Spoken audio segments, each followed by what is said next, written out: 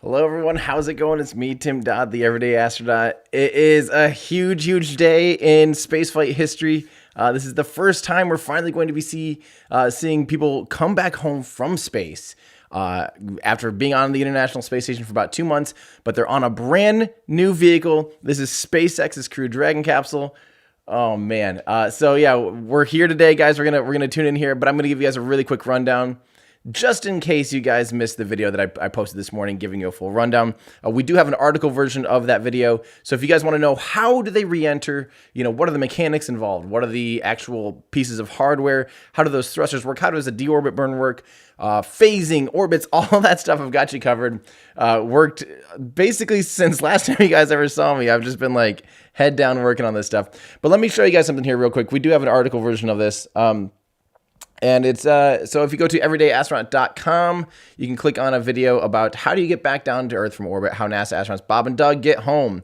And so the timeline that we're looking today, they're right about to do their deorbit burn. So I want to tune into that really quick, but I want to show you the criteria that they've had to go through to get there. They have a lot of considerations here. There's 7 landing sites that they had to choose from, right?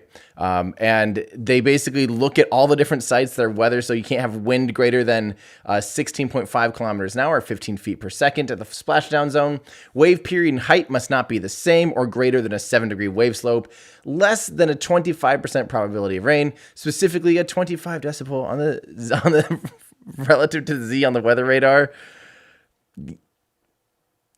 I don't know either. Lightning can't be within 16 kilometers or greater. It's a beautiful day out there. They've been showing some clips every now and then of the landing area. The recovery helicopter must pass basically have to fire up the helicopter, make sure the helicopter is good to go, which they can use for recovery operations. There cannot be, and then the helicopter has all these extra criteria as well. Like the boat it's going to land on can't really be like tipping around too much. They have to have good visibility as well. But right now we're coming in. So this is the descent, entry, and landing here. So basically we're right around here. The recovery vessel go navigator. We're coming up here on trunk cargo section is jettisoned. So that's going to be the first thing that we see right before they do the deorbit burn. The deorbit burn is how they get home. Sorry, I'm realizing you guys are probably seeing like kind of half this stuff. Does that make it better? There we go. So we're coming up right now. It is local time. I can maybe pull up the local time if I can. But local time right now is 12:23, and at 1:50 and at 12:51, that's when the cargo trunk is about to be jettisoned. So I'm thinking we're probably gonna just tune in here really soon, and let's see here, and let me get my patrons up here. There we go. Discord. Hi guys, there you are. I was in the wrong room. All right, so let's go ahead. I'm going to tune in because there's going to be probably a lot of listening from me today. I'll be trying to answer you guys' questions, but there's already people talking. There's already lots of things going on. So thank you, everyone that's already saying hi and memberships and stuff like that.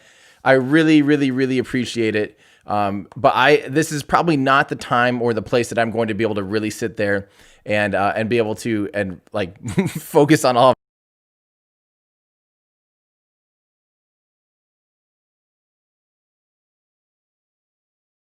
Sorry about that. I was all busy fixing the clock and I forgot that OBS does that to me. Okay, so anyway, we're gonna just go ahead and tune in here real quick and listen into what they're working on, because there's probably a lot of stuff we can learn. And like I said, I'm mostly just gonna be listening here because I want to learn along with this stuff too. But I'll try to answer you guys' questions when we can, and I'm going to try and afterwards stick around after they land, after they're recovered. We'll answer a bunch of your guys' questions. So I'm sorry if I can't get to everyone today. I'll be trying my best, but let's just tune in here and see what's going on. That is when we'll start the deorbit burn. And again, that'll be the longest burn of Dragon's return journey. The latest timeline we got had it lasting for about 11 minutes and 22 seconds.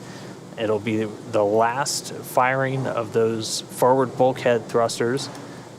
The 4 Dracos at the very top of Dragon that'll eventually be covered up by the nose cone following the deorbit burn. And as we've said before, that deorbit burn is what commits them to coming home. When that happens, that capsule is re-entering the Earth's atmosphere, and that'll put them essentially on a collision course with planet Earth. It lines up their orbit to intersect with that splashdown point in the Gulf of Mexico.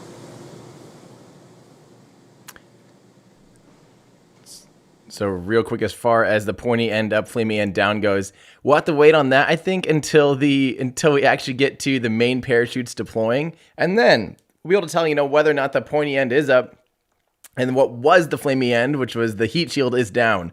That'll be our time to confirm.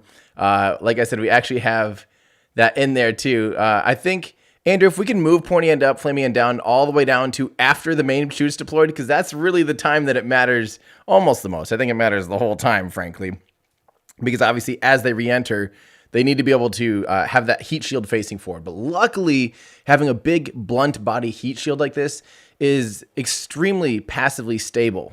So we get to that. We still have some questions coming in. Again, if you have one, jump over on Twitter, use the hashtag AskNASA. So the cool thing, like I said, the cool thing about the Dragon capsule design and most capsules is that the bottom of it is relatively flat. And what that means is it's extremely stable. You literally would have the hardest time trying to get it to flip around. And that's a good thing, because when you have the heat shield that is experiencing the maximum heat, and the heat isn't necessarily, people always say air friction. It's not really air friction. The heat comes from the air not being able to get out of the way fast enough, and it gets compressed. So imagine this thing's coming screaming into the atmosphere 10 times faster than a bullet, and the air just can't get out of the way fast enough. And so what happens is the air gets compressed, and when you compress something, it ends up heating up so much that it actually turns into a plasma. And that plasma ends up being about half as hot as the surface of the sun.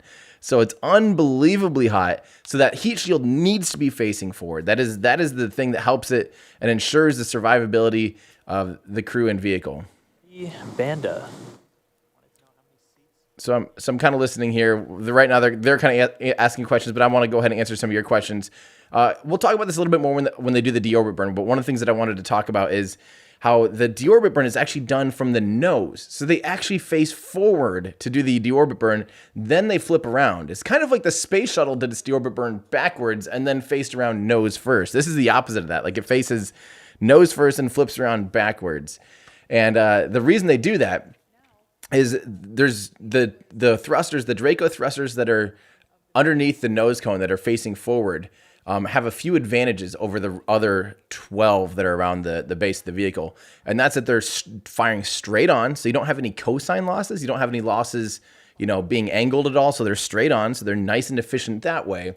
They're also a longer nozzle because they're not, they're called, it's being sleeved and canted, where some of those thrusters are actually cut at an angle to fit alongside the exterior of the spacecraft. These ones are straight on. They're a traditional nozzle, so you get a little bit better vacuum efficiency because they're not cantered and they're not scarved as well. And yeah, it's pretty cool. So let's listen in here real quick. Starting. So we're looking at that to really pick up at about 10:48 as we'll start getting into the attitude for trunk separation. And then we start basically executing a bunch of steps that are going to commit Bob and Doug to this reentry. Yeah, we're looking forward to those. It'll be quite the journey. Now, of course, with respect to the deorbit burn, Bob and Doug will remain in their seats and strapped in for the entire duration. In fact, they won't be exiting those seats until until they're able to egress or exit the capsule after it has splashed down and been recovered out of the ocean and safely resting in the nest of the recovery vessel. Along that note, our next Twitter question is from Brett. The question is, what is the orientation of the astronauts when seated? As in, do they face the front or the top of the capsule, and do they find it comfortable? Great question there. So in the views that we just had a couple minutes ago, they were, I guess, what we would call... I think maybe what we should do here is, since we have a little bit smaller audience, that we can answer you guys' questions a little bit easier. Let me go ahead and I'm going to get to some of your guys' questions because there's a lot of stuff to get going on here. So let's see here. This is a good question from Kai. Asks, hey Tim, just like the Falcon 9, is it possible to record a video of the reentry that is external with no comms, like the reentry profile of the Falcon 9? So Kai's referring to, you'll notice in our thing, we actually show there's going to be a communication blackout where video will not be coming back down to us. And that's just because of that plasma interference. It's really hard for there to be radio communications during that period. So there's about a 6-minute communication blackout while they're experiencing the maximum reentry portion. And so obviously we're not going to have video feeds from that, but they will be recorded locally because, again, you can't transmit radio signals through hot plasma like that. And so there will be recorded video. We have a lot of cool recorded videos from other space programs. The space shuttle, of course, was pretty nuts because they had those big forward-facing windows, and the space shuttle kind of angled itself at about a 40-degree angle. And so the plasma was literally coming up over the nose, but because the windows were inside the wake of the entire orbiter, inside the wake of like the whole heat shield, the plasma was basically coming up over the windows, and it just looks so intimidating and so scary. I just feel like it'd be really scary to be sitting there just being like, right there, literally just 2 meters from my face is something that's literally half as hot as the surface of the sun. It'd be about like touching the sun. And so there will be recorded video, I'm sure, locally, and hopefully we get some of that as soon as possible. So, all right, why is the Dragon orbiting in an elliptical pattern between the hemispheres? Is it to naturally slow, or is it to save propellant use? No, it actually has nothing to do with propellant use or anything like that. The reason it shows up on a map, you'll notice that the orbits go up and down like this on a map. And you might be going like, what the heck is that? Like, what are they doing? They're stuck on an orbit. They're going like this. They're continually just going around and around the Earth. But because they're doing this, the Earth is also spinning underneath them. Now, I talk about this a little bit in the video that I just posted this morning. So after this is all done, you should check out that video because I talk about it's considered that's part of the phasing and the inclination. So the International Space Station, and therefore the Dragon Capsule, which was just at the International Space Station, is tilted at 51.6 degrees. So it's at a pretty steep angle going around the Earth constantly, right? And the Earth is spinning underneath it. So if you plot that out on a two-dimensional flat map like that, the ground path where the actual orbit is goes up high to 51.6 degrees north, and then slopes, goes past the equator, goes down to 51.6 degrees south, and then jumps back up. And it just makes this wave pattern, this oscillating wave pattern. But the thing that's hard also to remember is that not only is it doing that, so the spacecraft is going around the Earth about every 90 minutes, but the Earth is also spinning. So every 24 hours, obviously, the Earth will make a lap. But so it's nutty stuff, honestly. It's really quite impressive that they have that all figured out absolutely perfectly. So it has nothing to do with saving propellant or to slow it down at all. That's just the path that it's on. And nothing's going to change that until you introduce energy. So you can, or in this case, like remove energy from the body, from the spacecraft. Because right now it is going so fast. It took that whole Falcon 9 rocket to get it that fast, right? In order to get it back down from that speed, you have to take energy away. It doesn't just, you can't just make energy disappear and be like, I'm going to stop now. So in order to do that, that's one of the good things about having the atmosphere on Earth. The atmosphere is a positive and a negative. When you're coming back, it's really hard because it's very punishing. It's very hard to get through. It has temperatures and pressures and extreme environments that are really, really hard to design around. But at the same time, it can actually remove the energy of the vehicle, remove the velocity. So it's exchanging kinetic energy, the velocity of the spacecraft, and literally exchanging it for heat, just like brake pads of a car, right? When you have brake pads, literally all it's doing, it's clamping onto the brake pad. It's creating localized friction. That friction turns into heat, and it's actually dissipated through heat. The energy is disappearing or being converted into heat, from kinetic energy into heat energy. This is almost the same exact thing. This is a giant brake pad, and the energy is being transferred from kinetic energy, compressing the air. The air is slowing it down, but because it's compressing, the way that the energy gets taken out of the equation is through heat. And the heat shield will literally flake off a little bit and take some of the heat away with it, wicking heat away. It's called an ablative heat shield. So it's intentionally going to be kind of falling apart just a little bit, letting stuff go. The heat goes away with it. So that's how it's slowly converting its kinetic 10 times faster than a bullet energy, and letting the atmosphere scrub away that velocity and exchanging that for heat. And that's the type of stuff to me that is like, whoever figured all this stuff out, I mean, that is just absolutely wild stuff. Yeah, so let's see here. So I'm trying to find questions here. I really appreciate you guys with all your tips and everything, but I do want to stick to questions right now, since this is definitely one of those things that has a lot of questions. So this comes from Sagar, says, when the capsule flips from the nose to the heat shield, is it normally safe to do that? Because won't the capsule body sustain damage? Love and prayers from India. So when the capsule flips from nose to the shield, is it normally safe to do that? So when they do the deorbit burn, so I think the question is, when they do the deorbit burn, they're facing nose first, right? And they have the nose cone open, right? And they're going to do that 11.5-minute burn, 11-minute and 20-second burn, I think is what is currently calculated. And that changes based on their exact orbital parameters down to like the millisecond, basically, so they can nail their target. So when they're doing that, they're still in space. And then once they're done, they're still in space. It's not like they're done with their deorbit burn and all of a sudden they're like, oh, we're falling and we're in the atmosphere. It's like you end up slowing down enough that eventually you come in contact with the atmosphere almost on the opposite side of the planet. And since you're orbiting every 90 minutes, it takes a good 20, 30 minutes to really start experiencing atmosphere or any kind of significant atmospheric pressure. And don't forget, the atmosphere doesn't just turn off like at the line of space. So we define space as 100 kilometers, 62 miles in altitude. It's not like there's atmosphere, and then when you get to that all of a sudden there's no more atmosphere, and now you're in space. The atmosphere just tapers, which is why there's huge altitude different, even air pressure that we can experience as humans between different cities. Like if you've ever been to maybe Denver, Colorado, it's a mile high, 1.6 kilometers in altitude basically, or Addis Ababa is like I think 2 miles in altitude or something. It's like 3,000 or 4,000 meters in altitude. It's a very high city. There's lots of other, then Mount Everest, obviously people have to wear oxygen. That's because the atmosphere tapers. It's not like the atmosphere just ends. It's not like, oh, we're at this altitude, there's no more atmosphere. And even where they are right now, even where the International Space Station is, there's still a little bit of atmosphere. It just tapers out. Eventually you get to the point where it's like virtually no molecules, air molecules at all. But in low Earth orbit, there's certainly some air molecules. So once they flip around, they have a long time still. They have several minutes before they even remotely begin to experience any substantial atmospheric pressure. Okay, so I'm still listening here to make sure. There's none of that rushing air. They'll get some of that once they're further down during their descent.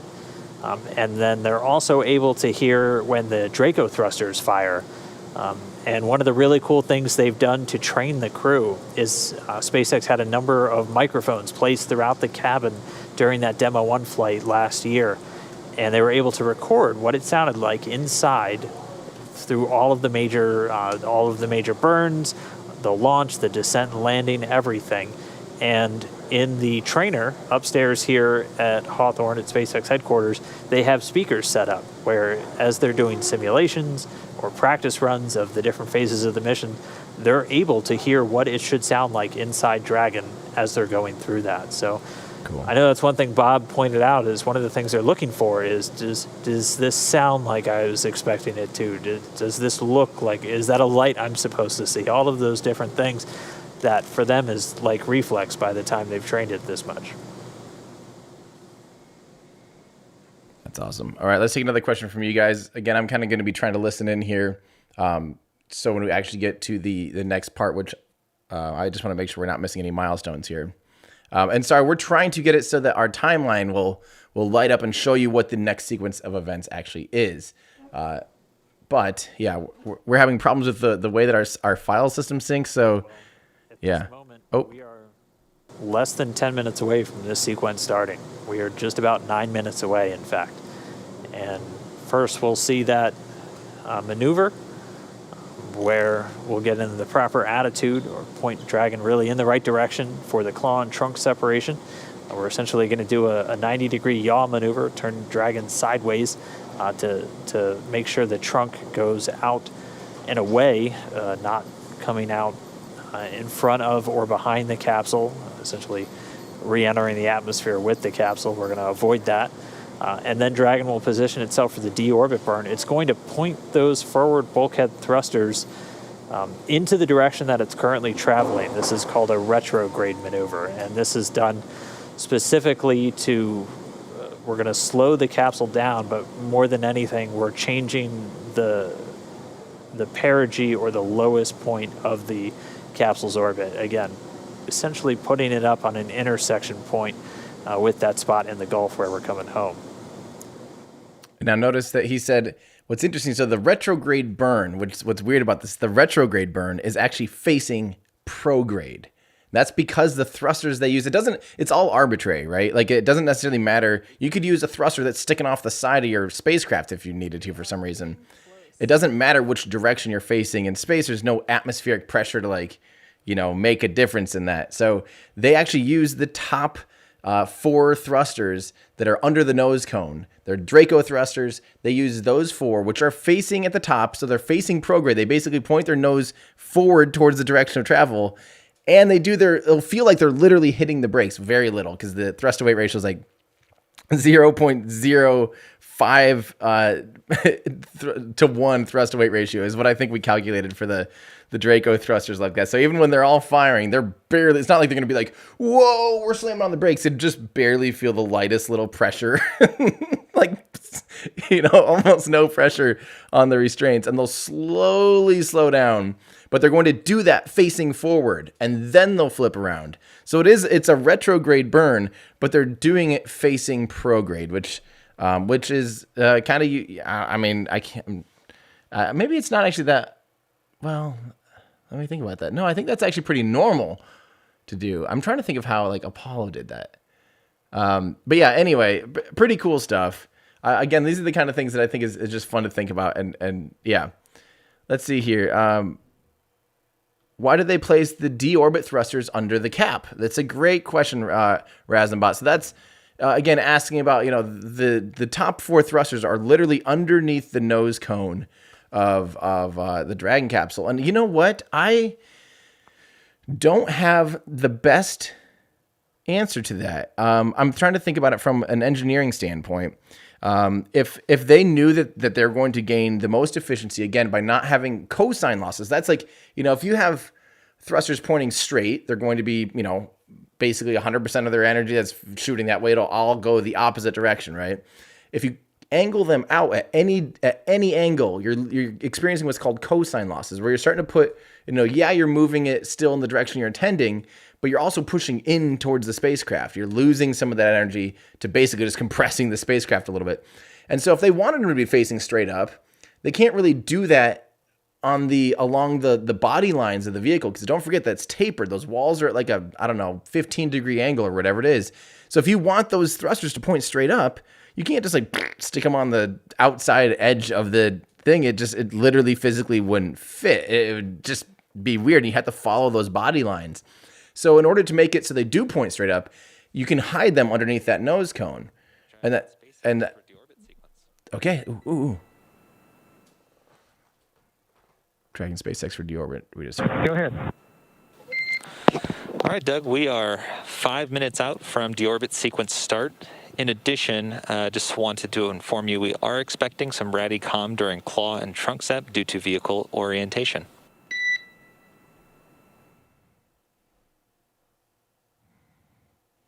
Okay, copy. We see 445 left for the slew, and then RADICOM during the claw sep. Good read back, Doug. So what they're saying is they're basically in the middle of orienting the spacecraft so they can ditch the trunk. So the Dragon capsule has the Dragon capsule. It also has the Dragon trunk attached to the bottom of it. And that's held on by this, they're calling it the claw. And it goes around the heat shield and connects to the side of the spacecraft.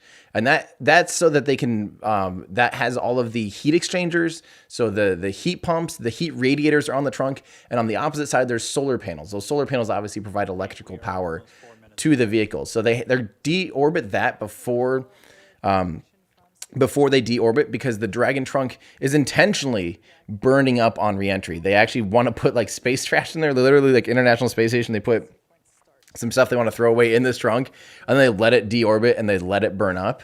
But they actually let go of the trunk before the deorbit burn. But it takes a while, so they do that so that there's no chance of there being any kind of collision. But I'm going to listen to this real quick here. Bob and Doug were in their last orbit around Earth. I can't remember what the number was that you quoted earlier, Dan, but they have done thousands of orbits around Earth during their 2-month duration on station. So it is really exciting that the line that we see on that trajectory map is no longer fully around it. They're coming home. We're not seeing 2 lines showing what their next orbit is going to be. They are on their final orbit of planet Earth.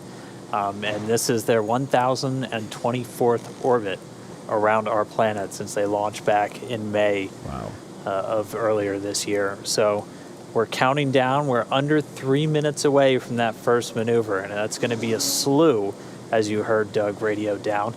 And that's essentially, we're going to change the attitude. We're going to use those Draco thrusters to essentially spin Dragon about 90 degrees to the side so we can jettison that trunk. And that'll be done in 2 stages. We'll do the claw separation and then the trunk separation. 2 minutes, 32 seconds, and counting. This is where things really pick up. This is where we really commit to coming home. And this is where we're in kind of the final stages of Bob and Doug's trip in outer space. And pretty soon we'll be seeing them in the Gulf of Mexico. Yeah, well, they are staying comfortable and continuing to monitor data and telemetry in the vehicle. Dragon is actually doing a couple of things itself to prepare for this deorbit sequence. Again, it's doing these things autonomously. It's isolating the thermal control system loops from the radiator. This is the system that will help keep Bob and Doug cool while they are re-entering the atmosphere. Like we've said before, the external temperature will reach 3,500 degrees Fahrenheit, and that thermal control system is what helps keep them cool during that time. Also, Dragon is initiating the separation of the claw mechanism, which will terminate the data, the power, and the fluid connections between the capsule and the trunk. So right now, the vehicle is preparing to execute that, and we are anticipating execution of claw separation in 3 minutes and 35 seconds. So, we've been here for 10 hours, Couple hours. I think, at this point. The webcast as a whole has been going on for almost a little bit less than 24 hours. So, we're in the final moments here as Dragon is beginning its journey home to bring Bob and Doug back to Earth. Yeah, this is the moment that Dragon is in the position to start coming home. The recovery team's already on station. They have been for a while out there off the coast of Pensacola. We are less than a minute from starting all of these carefully choreographed sequences to essentially split Dragon in half, get rid of that trunk so we have the capsule, point the heat shield back down towards Earth following that deorbit burn, and then we bring them home. We are just about 30 seconds away now from maneuvering Dragon to get ready to get rid of that claw first, and then that trunk separation. There will be about a 35-second difference or 35-second jump from separating the claw to separating the trunk, and we'll keep our eyes on the ground track for you and make sure we get kind of exact locations of when these separation events are occurring. We're looking for both the claw and the trunk to separate cleanly, and then it'll be less than 5 minutes until we do the deorbit burn. Yeah, and after that, it'll... Dragon SpaceX deorbit sequence start. All right. Sweet, here we go. Great news. Never copied. All right, so the Draco thrusters on Dragon starting to fire. Yes. Now moving its way over to the trunk jettison attitude. Should be right. about 2 minutes away from the claw separation.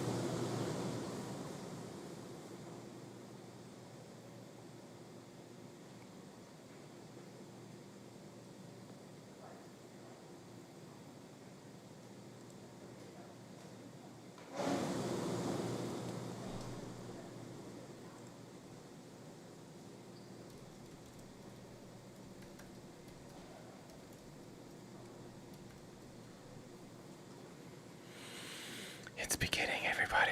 For those of you that are just tuning in, you are just in time. At this point in the mission, we are now beginning to execute the final steps of Dragon Endeavor's return to Earth. Right now, we are performing the claw separation slew, which basically means Dragon is maneuvering itself into position, into the proper attitude in order to separate the Dragon trunk. And that will be initiated first by separation of the claw. The claw is the mechanism that attaches the trunk and the capsule together. The claw is what delivers power and telemetry and fluids, and we need to expose the heat shield.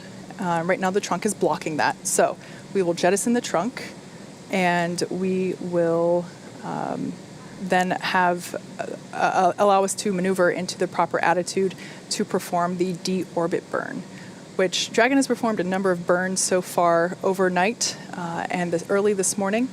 And this will be the final burn that the vehicle has to perform for this mission. And we just heard confirmation Dragon's in the trunk separation attitude. We are now standing by for claw separation. Again, this is vital because luckily they have not committed to deorbiting yet, but so they could work issues if something had happened. But the Dragon... We just heard confirmation. The trunk has to be removed in order Confirmation for... of claw sep. Okay, so that's the claw, but the trunk then jettisons about 30 seconds later. And with the Claw separated. We're now standing by for the trunk separation in less than 30 seconds.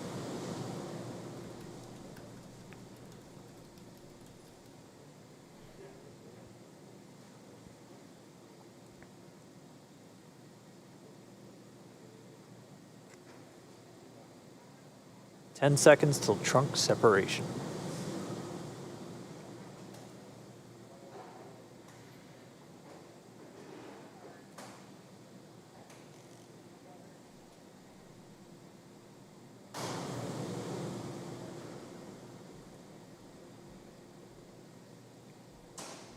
And we just heard confirmation of trunk separation. The trunk separation coming at 10:52 a.m. Good. Pacific, with Dragon flying over the Indian Ocean just off to the west of Australia. Dragon SpaceX, we showed nominal trunk jettison. Oh, yeah, we felt it. All right. So the crew just got the call, nominal trunk separation. That's exactly what we were looking for. Next up is going to be that D-orbit burn. Again, this is the longest burn of their trip home. This is the longest firing of those thrusters and the last time we're using those forward bulkhead thrusters. Exactly. Those forward bulkhead thrusters, like Dan just said, that's what we're using to perform the deorbit burn. Once we do that, we will then be able, that deorbit burn will last for 11 and a half minutes. Once that is completed, we don't need to use those thrusters anymore, so we will close and lock the nose cone in preparation for re-entry.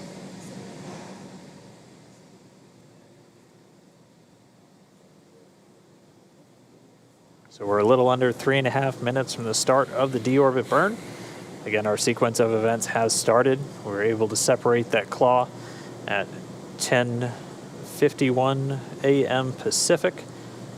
At 17:51 GMT or Universal Time. And then at 10:52, just a minute later, the trunk separating while Dragon was flying just off to the west of Australia. So claw separated, trunk separated. Next up, deorbit burn. Yeah, right now, Dragon is running exclusively on battery power now that the trunk is separated. Also, right now, telemetry is looking really good for the vehicle. The nitrox system is primed for cabin and suit cooling, and the heat shield is exposed and ready for atmospheric re-entry. Like I said before, that nitrox system, which is essentially the air that we breathe every day down here on Earth, nitrogen-oxygen combination, a mixture. It's the same stuff that they put in your scuba tank if you are a scuba diver. The nitrox system is used to cool the cabin and the suit to keep the crew comfortable during the re-entry phase. They will actually have cold air flowing through their suits themselves, as well as through the cabin itself. So a two-pronged approach to maintaining a comfortable temperature there inside the capsule.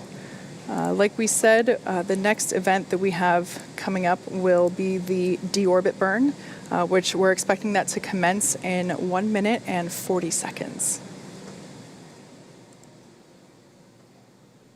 Okay, so again, this deorbit burn is extremely low power.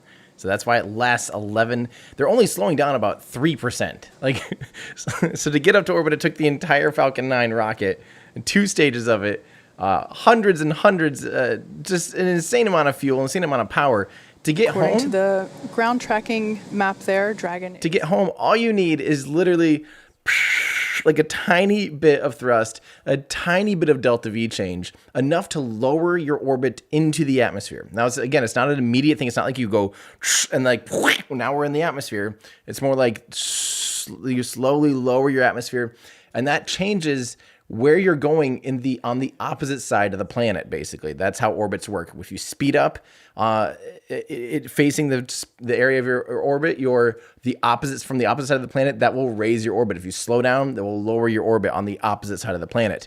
So that's why they're doing this deorbit burn basically just south of Australia there, because what that will do is it will lower the orbit to dip into the atmosphere, somewhere starting around the equator-ish or something. And then, as they re-enter, it'll slowly get slower. It'll begin getting slower and slower, which will lower their orbit, which will get slower and slower, which will lower their orbit, which will lower their altitude, which will lower their orbit, which will lower their speed, which will lower their... It just keeps going until eventually it's bled off all their speed and they can pop the chutes. So that's basically what they're doing. So they're aiming for this really precise target right at Pensacola, Florida. They have 11 and a half minutes basically to fine-tune their orbit, fine-tune their deorbit burn, and just absolutely precisely nail exactly where they're going to re-enter. And then even while they're re-entering, they can spin and move the Dragon capsule around because the heat shield actually has a lifting vector in it. So they intentionally slightly offset the center of mass from the center of the heat shield. And that creates it so that as it rotates around, they can create a little bit of lift, a little bit of drag. And yeah. Minutes to go. I'm ready. And I'm sure it's safe to say that Bob and Doug are ready. They've done a number of interviews over the last few weeks while they were on station. And just the excitement and the enthusiasm for the mission is palpable. Just the opportunity to be able to fly these two incredible humans to the International Space Station and back is such an honor. And we're just really excited to get our space dads home safely and back to their families as quickly as possible. This deorbit burn that we are currently in, it will last 11 minutes and 22 seconds. I love that precision. Already a little more than a minute 10 in counting, so we have about 10 minutes to go. Just heard a call. The propulsion system performing nominally. That's the word we always want to hear. We always like to hear. So just under 10 minutes to go left in this burn. And all within the last 10 minutes, again, it seemed like we had slow progress of events all morning, and then boom, within the last 10 minutes, we had a couple of things happening. Dragon maneuvered itself into the appropriate position to jettison its trunk, and it did so successfully, nominally, and then it initiated the deorbit burn just a couple minutes ago. Like I mentioned earlier, this deorbit burn is the last time those 4 forward Draco thrusters will fire, forward kind of meaning at the top of the capsule. Dragon Endeavour has not yet entered Earth's atmosphere, but this deorbit burn is what will line the vehicle up and put it on its final trajectory to the landing site in the Gulf of Mexico. Right now, although we can't see it at the moment, Bob and Doug are using their screens to keep tabs on the burn duration, Draco thruster firings, and trajectory details such as entry angle, capsule perigee, and how much distance is remaining until that deorbit burn terminates. So Dragon is flying itself, so all they really have to do is stay strapped in their seats and keep tabs on things. I should let you guys know that our timeline, it's not going to be highlighting and activating. It's just static. So this is just so you know the sequence of events. Unfortunately, we can't. The way that we normally sync this and operate is not working. That's why we delayed the thing. We're trying to fix it beforehand. But they are static, so that just gives you a good idea of what's coming up next. So we can't unfortunately show you what has occurred. Yeah. And we should also, I know people are looking and pointing out that, of course, is Elon Musk right there front and center next to President Gwen Shotwell. And Gwen is basically Elon's counterpart who really makes sure this whole system is running. She's incredible. Elon and his team are obviously doing some really cool things. This is a really big day for Elon because obviously I think a lot of us are focused on this right now, DM-2. But at the same time, we're expecting to potentially see Starship serial number 5, the prototype Starship vehicle, do its first hop today too. So it's a big, huge day for SpaceX. Could be like a double header, just an absolute knockout of the park. This will be the first time that a commercial program has brought humans down from space. They were obviously the first to take them up to space, and they'll be the first ones to bring them down as well. So assuming this is all just an absolute home run, we can tune in literally probably an hour or two later. Probably, about an hour or two after splashdown, we're going to keep our eyes on Boca Chica and see if they are doing serial number 5 static, the actual hop today on their Raptor engine, on their full flow stage combustion cycle Raptor engine, which there's a chance, I'm not sure Elon might be wearing his shirt right now. It almost looks like it. Uh-oh. Should we get some bets on what shirt it is? All right, let's listen in here. Attitude, essentially heat shield pointed down and into the line of velocity, and that heat shield protecting them from the heat of reentry. Temperatures getting up to about 3,500 degrees on the Dragon spacecraft, but everything looking good. We're about 5 minutes into this deorbit burn. Again, it started right at 10:56 a.m. Pacific time, 17:56 GMT. Dragon was flying about 260 statute miles just off the southwestern coast of Australia. Looks like our timeline is working. So this now does show you the exact thing. So so now we can actually bring you along and tell you exactly where they're at. So again, they're doing currently in the middle of their deorbit burn, somewhere south of the coast of Australia, and that will affect where they're at in the opposite side of the orbit. I was going to say we're probably about to see. So right now, during this burn, we just heard a call that we're halfway through the burn and everything is looking great, everything performing nominally. During this burn right now, Bob and Doug are currently monitoring the deorbit tool, which, like I said earlier, captures things like the perigee, the reentry interface, how much time, or excuse me, how much distance remains before the burn itself is terminated. They're also monitoring the burn duration and the firing of those Draco thrusters located there at on the forward bulkhead of the capsule. There on your screen, you actually can see what Bob and Doug are seeing right now. That is that tool on their screen. So on the left and the right of the center screen, that is the deorbit. That is the deorbit monitoring tool.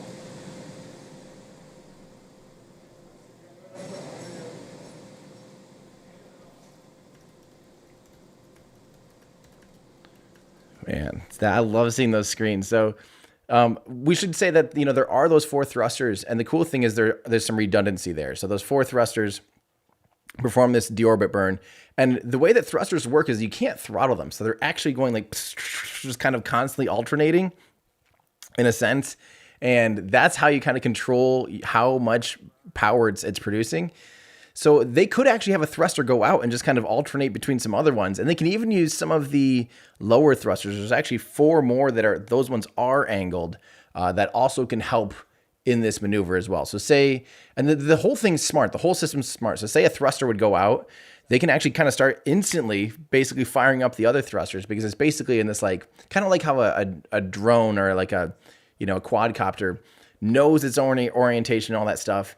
And it's just constantly trying to fix it, and it uses whatever system's necessary to keep itself doing what it's intending to do. So the Dragon capsule will be the same way. If a thruster, one of those 4 goes out for some reason, then the other ones kind of can compensate for that and continue the burn exactly as planned, which is pretty slick.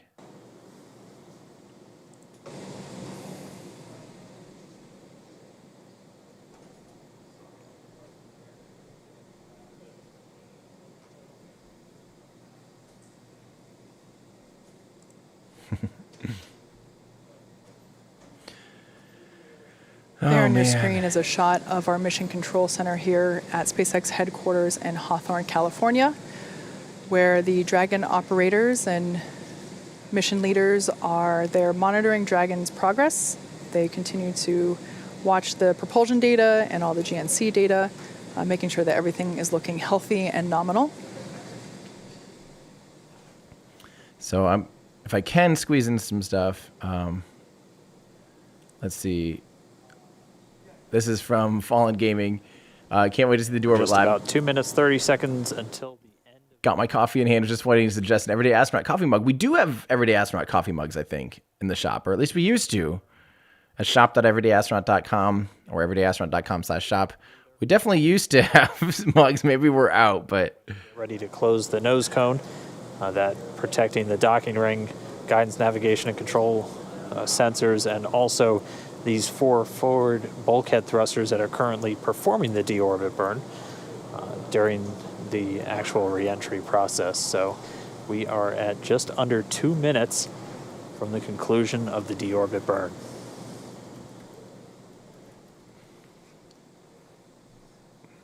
Again, Dragon is committed to its splashdown point.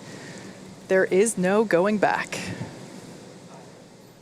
Yeah, we already have the recovery team ready and on standby. They've been there for quite some time now. Here, and we have about 90 seconds left in the burn. Weather looking great at the splashdown site off Pensacola. Winds just around 2.5 miles per hour. Sea being described as like glass by the Corps here in Hawthorne, radioing up to the crew. Ended up getting fantastic weather for this first crewed splashdown of Dragon. We are 1 minute away from the end of deorbit burn. Again, this burn is placing Dragon on its final trajectory to the landing site off of the coast of Pensacola, Florida. That is in the Gulf of Mexico. And our recovery vessel, Go Navigator, and the recovery team are ready and waiting to see Bob and Doug come back through the atmosphere. So stoked. Oh, man. Like we said, this deorbit burn, during this deorbit burn, they're not actually re-entering the atmosphere just yet. That won't happen for about another half hour or so. This is essentially just lining up Dragon on the right course to that splashdown site. Yeah, still in an altitude of about 254 statute miles over planet Earth. We are coming up on 10 seconds from the end of the burn, so we'll stand by and wait for the call out to the crew on the burn performance.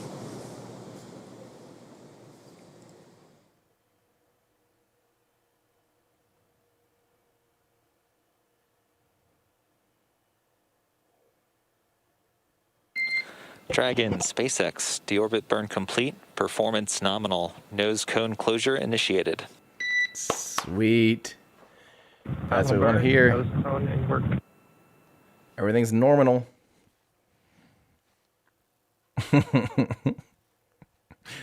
Can we get a normal in the chat?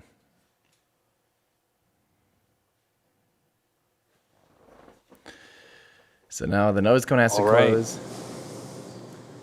Deorbit burn complete. We heard the call. Nominal burn. Bob and Doug are on their way back home. This burn commits them to re-entering the Earth's atmosphere. Ooh, all we have left now is to wait. That was really one of the last major moments before they start re-entering the Earth's atmosphere. We'll have the nose cone closure coming up next. That should be coming in just a couple of minutes, as we had about a 3-minute span between the end of the deorbit burn and that moment. Yeah, the nose cone is actually currently in the closing process, so it doesn't just snap shut.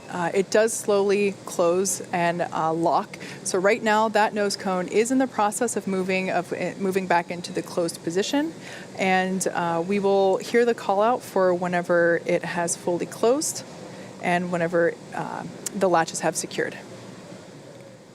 So I actually have a question about, I wonder if there's a mechanism in case the nose cone wouldn't close, if they actually have like a pyro way to eject the cone or something just in case, because that nose cone, if that stays open during reentry, that'd be very bad. I think it would probably interfere with the parachutes and things like that.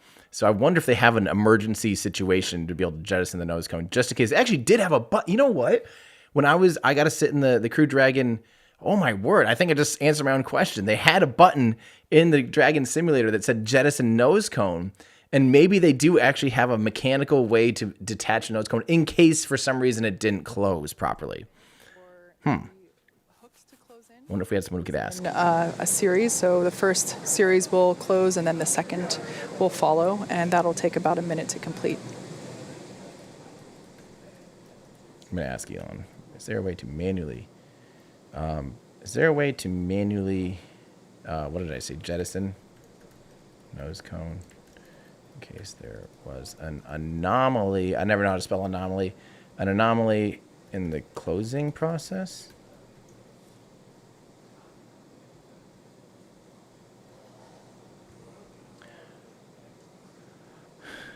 All right, well, as we just wait for the finish to that nose cone closure, we'll have a bit of time again. We'll have about 20 minutes, or a little over 21 from right now, until we really start re-entering the Earth's atmosphere. We're expecting that entry interface in about 21 minutes, And then right around that time, we'll also be looking for that blackout we've been talking about. We've had a little bit of what we call Radicom at this point, so you'll hear kind of some sporadic interruptions in the audio transmission just because of how Dragon was oriented for the trunk jettison and for the actual deorbit burn. But that blackout period will be due to the plasma that builds up around the capsule, interfering with those antennas either sending or receiving data.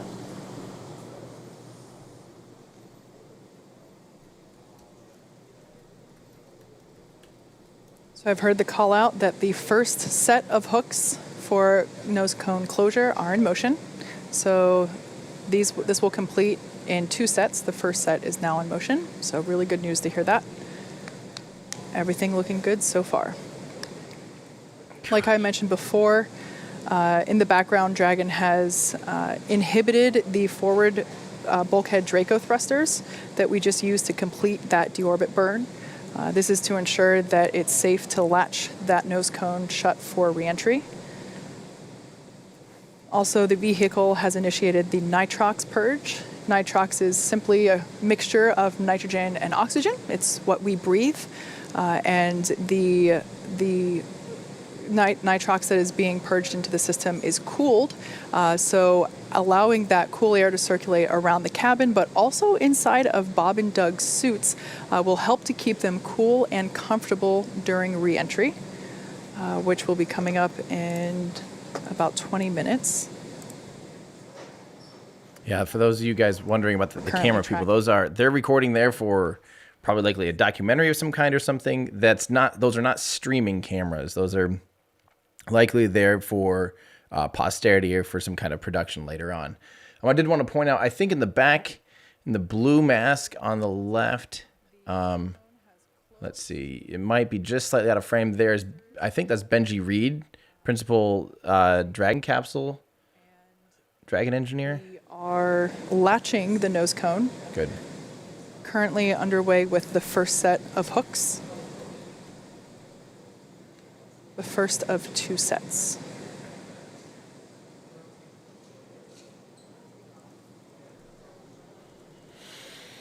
Man. And we just had confirmation that the first set of hooks is closed. So now the second set will begin to close as well.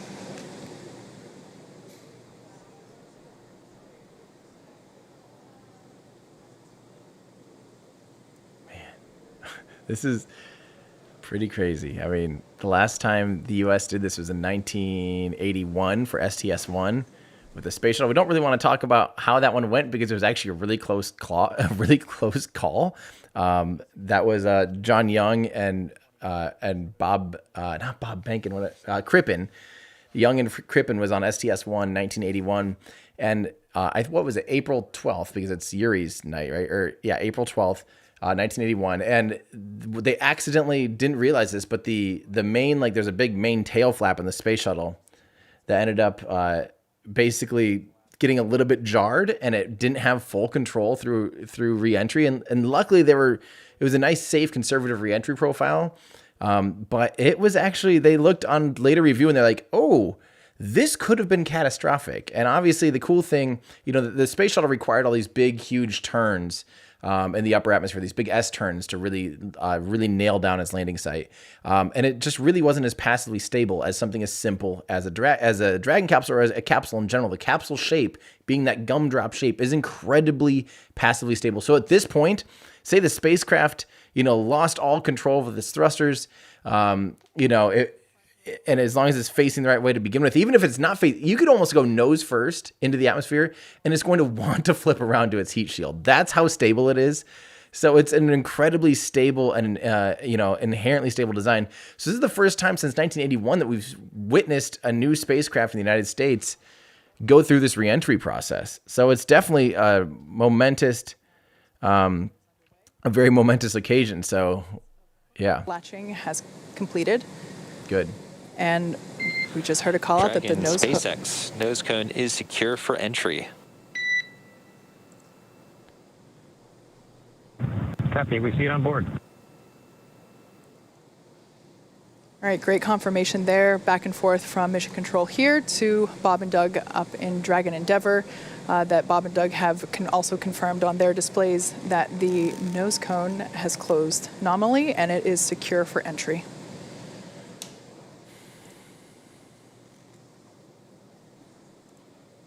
All right, so that nose cone close completion. A lot of tongue twisters with this right now. Coming with Dragon still flying over the South Pacific. It is on its way home. We're going to gradually start to see its altitude dip. Right now, already only 207 miles over the Earth's surface. It was at about 260 miles when it was still over on the other side of the Pacific Ocean off the southwestern coast of Australia.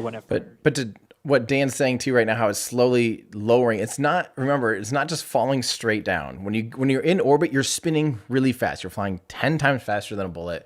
And you're going 28,000 kilometers an hour. It's about 17,500 miles an hour. You're just absolutely screaming. So all they're doing is they're slowing down a little bit, which makes the orbit a little bit elliptical, dipping part of the orbit into the atmosphere and letting the atmosphere do the rest of the thing. So it's just ever so slightly lowering its altitude right now while it's spinning, while it's orbiting. And then it'll start to really kind of bite into the atmosphere, probably off the coast of South America. And that's when it will really start slowing down. Stepping into the second half of entry. Dragon is now beginning to flush nitrox into the cabin and continuing to top it off in Bob and Doug's suits as well. Again, this is cool air essentially flowing through the cabin and the suits. This is what will allow them and the cabin itself to remain comfortable during reentry while those external temperatures reach 3,500 degrees Fahrenheit.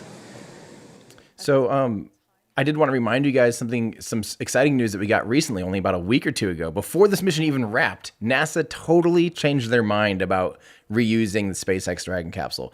There was originally talks for so long, this whole process, that they would never reuse the Dragon capsule with crew. They just thought they would reuse it for cargo eventually, just like, with the crew.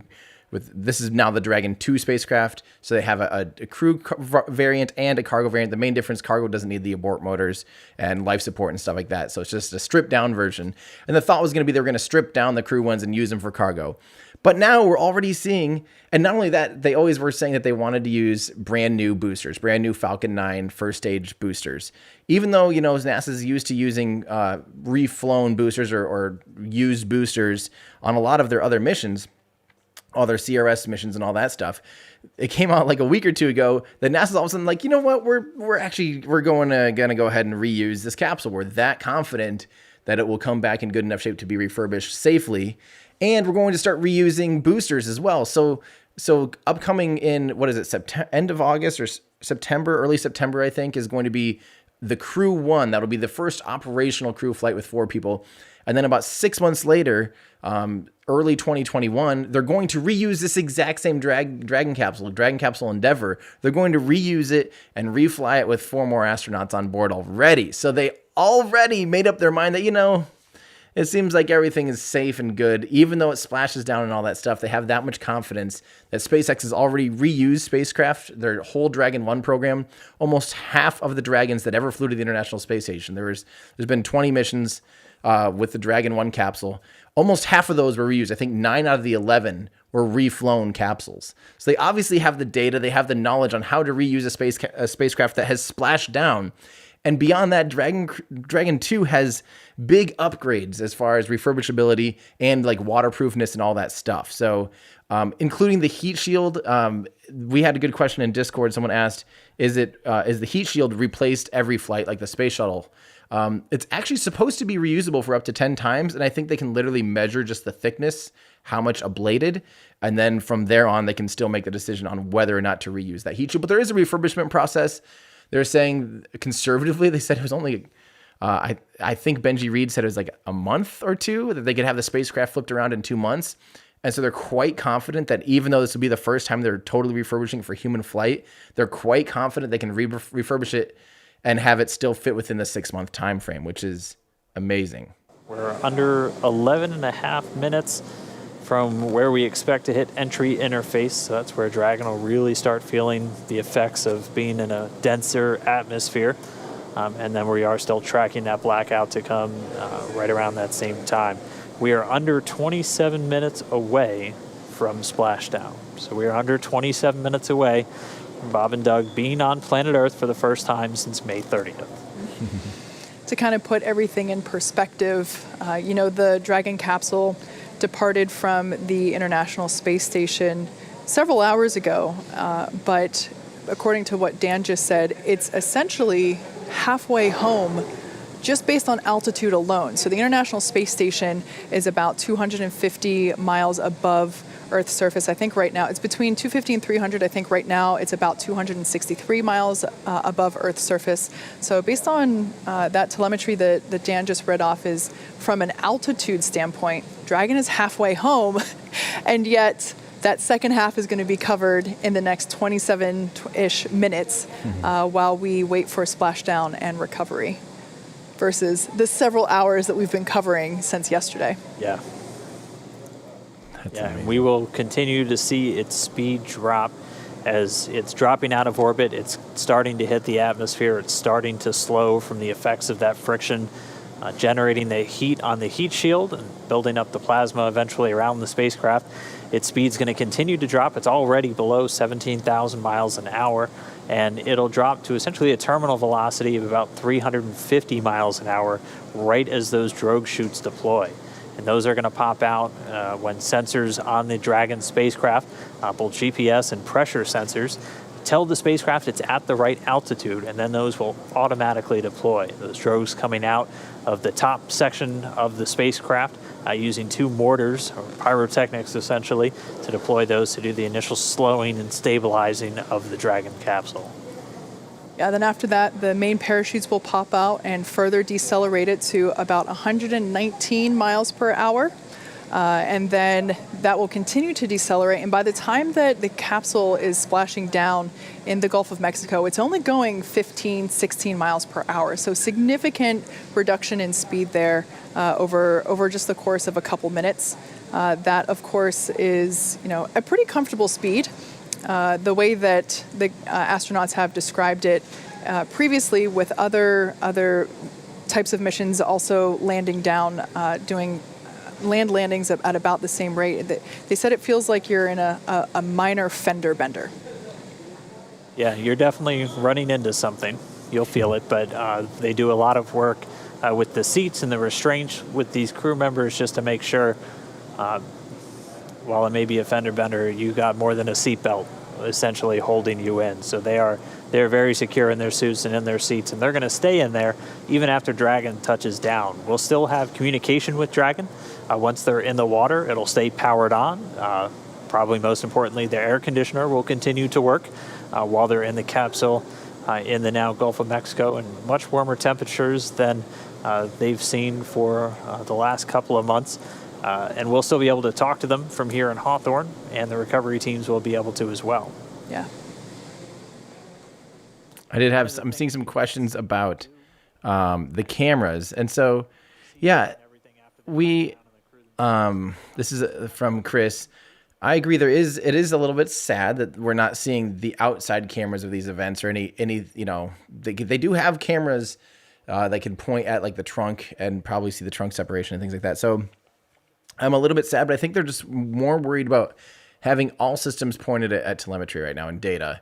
And unfortunately, they're leaving us with this. And eventually, I think we'll hopefully see some shots from inside the spacecraft occasionally, especially once they're under parachutes. And then they do have, of course, videos down there on Go Navigator. There's a whole camera crew ready to film the actual the landing. So yeah, so we'll see some better footage than just the mission control here and Hawthorne. This is SpaceX's mission control. So they're in control of this thing now. It's not, even though it's a NASA mission, and NASA it's part of the International Space Station and part of the commercial crew program. They basically just hired SpaceX and said, like, here you go, make it happen.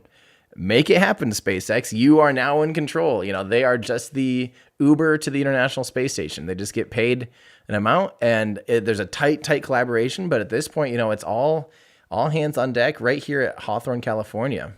In SpaceX for entry brief. Go ahead. Okay, Doug, we have no update to timing because the burn went great and your vehicle is still looking really good for entry. No health issues at this time. One of those Quindar tones. Okay, Dragon copies. Thank you. In addition, the recovery team is go and the weather is still great. Winds are about 2 knots and waves about 1 foot. From the ship, they're reporting very calm. How copy? Copy. Good weather at the landing area. Thank you. Okay, and last piece is that we do expect some additional RADI-COM during entry prep 2 due to vehicle attitude. So if you can get us your entry check report a little bit prior to entry prep 2, we'd appreciate it. Copy. We'll go. Okay, thanks, Doug.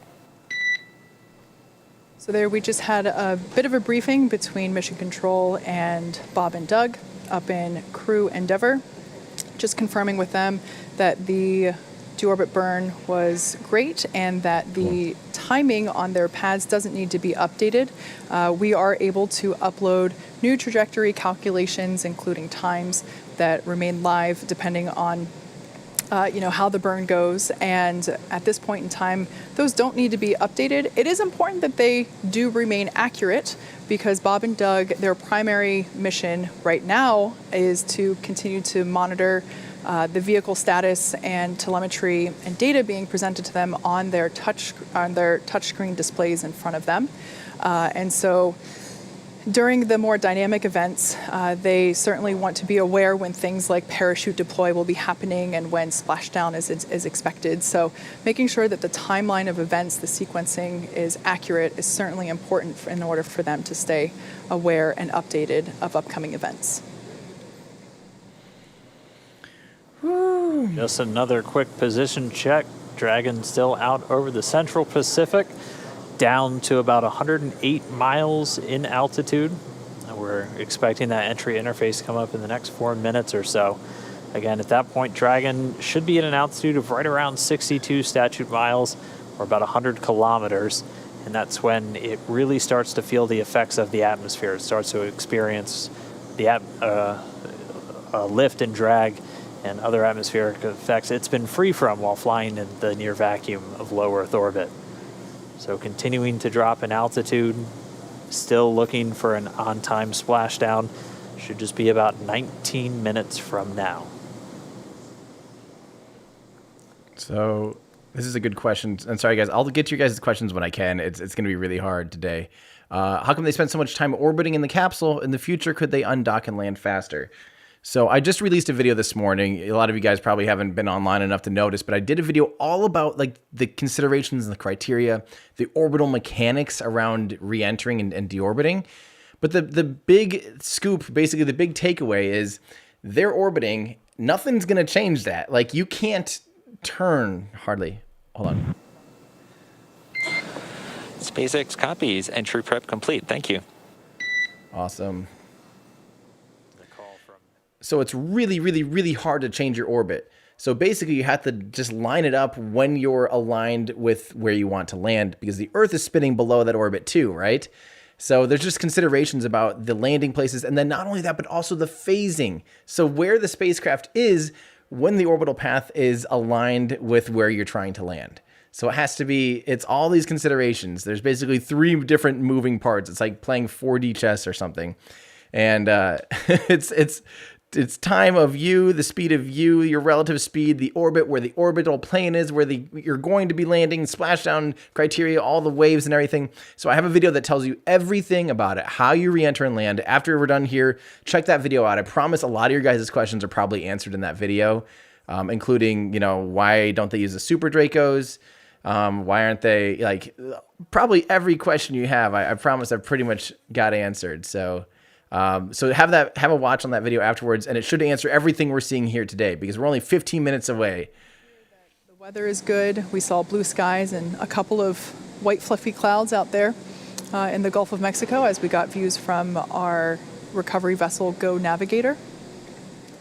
But glad to hear that conditions are sustaining and that winds also are looking really good, around 2.5 miles per hour. So hardly anything at all. Really couldn't ask for better conditions for a splashdown day. We kind of threaded the needle once again, almost like we did on launch with the weather today. Your upper limits for wind were about 10 miles an hour, so we're well below that threshold for a splashdown today. The Dragon coming up on 82 miles in altitude, continuing to dip down. We're expecting that entry interface to start pretty soon, where the vehicle itself's really going to start heating up. It's going to continue to use its Draco thrusters to maintain its attitude as it continues through the Earth's atmosphere, and we'll have that calm blackout coming up in just a couple of minutes as well.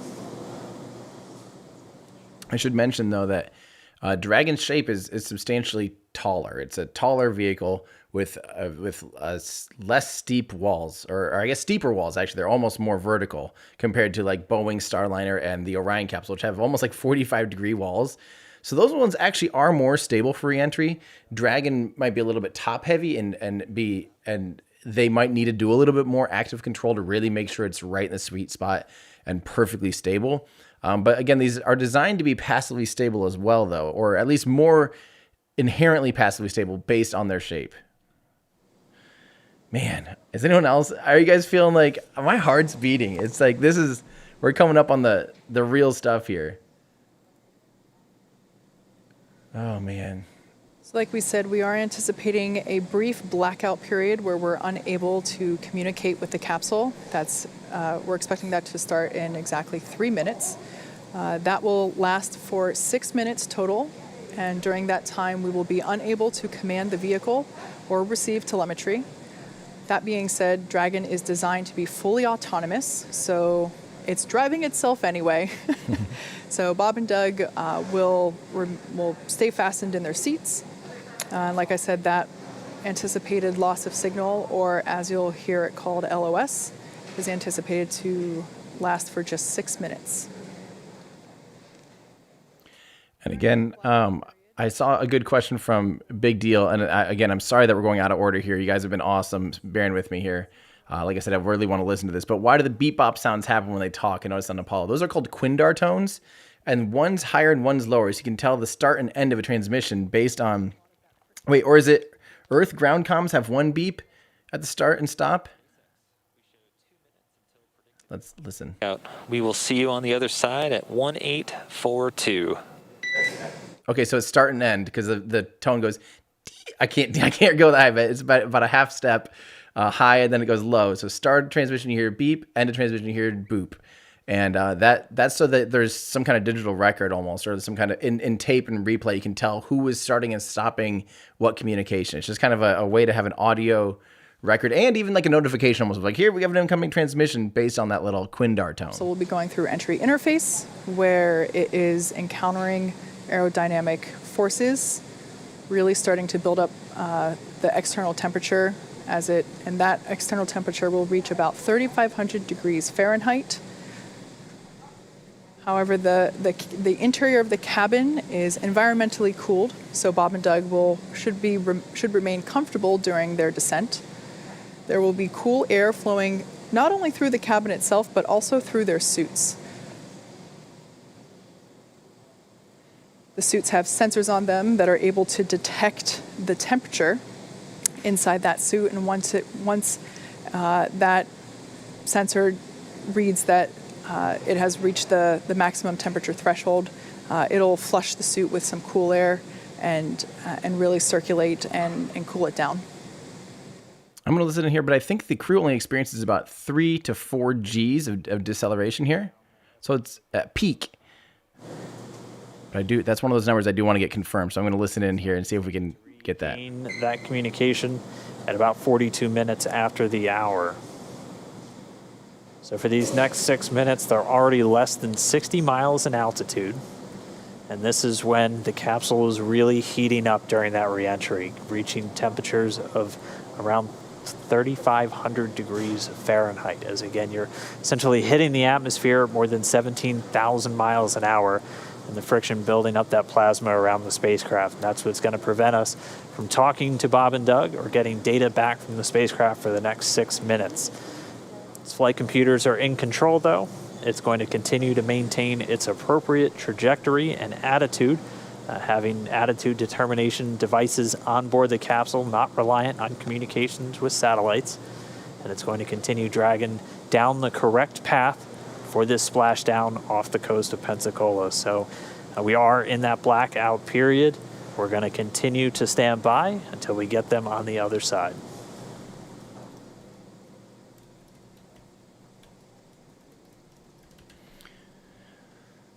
Man. Okay, so this is, I did see this really quick. I just want to answer this person's question. You're too late. You might not have been able to see it anyway. You have to have the right conditions to be able to see spacecraft. It basically has to be dark where you are, and the light has to be shining on them. You have to be in the shadow. It has to be reflecting. And I don't know if you would have been able to, but if you would have, it would have been about 20 minutes ago when it was on the other side of the planet. And we should hopefully be getting some views from a couple of our assets out at the landing zone, including our WB-57 high-altitude research plane, which is going to be relying on Dragon's telemetry to actually lock onto it in the sky and give us an infrared view of the capsule during the final stages of reentry. We're going to be looking for the drogue deploys at about 44 minutes after the hour. Those will be 2 drogue chutes that are going to come out when the vehicle is still moving at about 350 miles an hour. And it'll be at an altitude of about 18,000 feet. They'll come out and do some initial slowing and stabilization of the spacecraft, and then less than a minute later, they'll detach, and the 4 main parachutes will deploy. You'll see them come out and look kind of closed up initially, and then they'll do what's known as reefing, opening up in really 2 different stages just to minimize the immediate loads on the parachutes themselves. And again, I'm seeing a lot of questions about, why we're not seeing video from the spacecraft. Right now, telemetry or data transmission between the spacecraft and the ground is currently physically impossible. We wouldn't be able to get live views from inside or outside of the spacecraft right now at all, because the atmosphere, again, is getting... Think of this spacecraft as something, it's going 10 times faster than a bullet. It's hitting the atmosphere. And when it does that, the air can't even get out of the way fast enough. So it compresses the air in front of it in its bow shock. Just like like when you see a boat and it has a bow and like the wake it leaves, think about that same thing with the spacecraft. And you know how sometimes boats, the waves come up kind of high on it because it's ramming into the water. It creates that pressure. We're thinking of that same thing here with the bow shock of the heat shield is compressing that air. And when it does it compresses it so much. As you compress air, it heats up. And if you do it enough, you can actually heat it up to become a plasma. And that's exactly what's happening. So you cannot send communications or data, radio signals through that hot plasma. It's just physically impossible. But there are internal recordings that hopefully they'll release here soon. That we were expecting. This blackout period will last a total of 6 minutes, and we're about halfway through there now. At the moment, Dragon is re-entering the Earth's atmosphere, and due to the plasma building up on the exterior of the vehicle, we're unable to communicate or send commands, but Dragon is fully autonomous. It is steering itself, and right now, Bob and Doug are flying home. Yeah, the spacecraft, there's never controlled from the ground. There'd be too big of a delay. You can send uploads for something for the spacecraft to do occasionally, like if we had to. Like we do that with Curiosity. We'll send it a set of commands or a place to go or whatever. It takes 20 minutes to get to Mars, even at the speed of light, and then it executes those commands and has to do it itself or have some kind of autonomy. The Dragon Capsule is completely autonomous in that sense.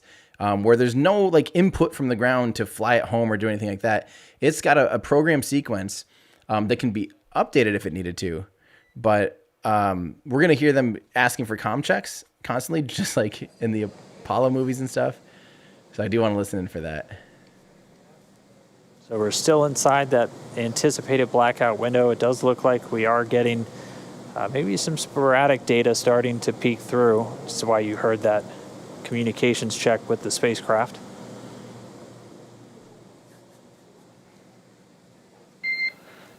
Dragon, SpaceX, comm check. Denver has you loud and clear. We're about 3.9 G. Copy. We've got you 5x5 as well, Doug. Looking good, and you can expect an automated chute deployment. Copy. It'll choose the fly.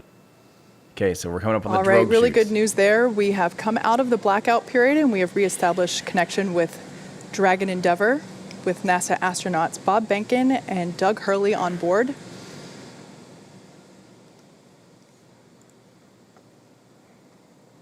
I've got goosebumps, guys. We were able to reacquire that communication a little bit earlier than expected, and now we are just waiting. We should just be about 2.5 minutes away from that initial drogue chute deploy. Yeah, 2 minutes and 26 seconds. AGPS has converged. Copy that. You may have heard earlier that Bob and Doug are currently experiencing 3.5 Gs. Not too bad. That's about what they pulled during the ascent phase. Just like a mild roller coaster.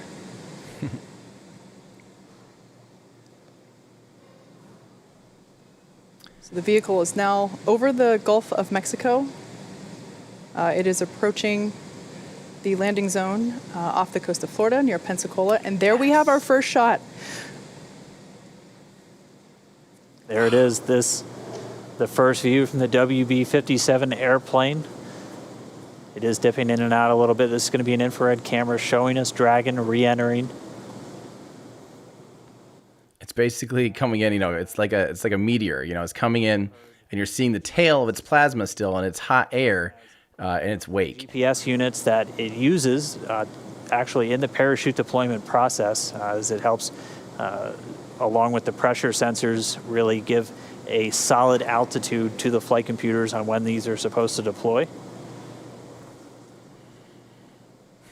Hopefully we get a decent We're downlink there. standing by for the drogue chute deployments. We should be just under 5 minutes away from splashdown. Passing 15 kilometers. Brace for drogue window.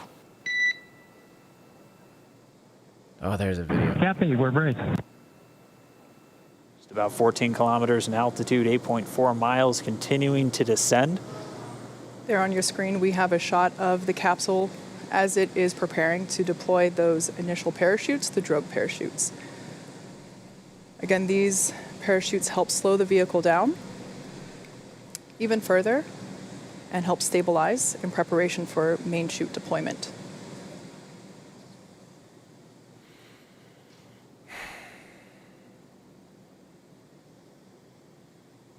Right about now, the capsule is going about 400 miles per hour. 600 kilometers Decelerating an hour. quickly. 650 kilometers an hour for those of you metrically inclined. And standing by for drogue deploys.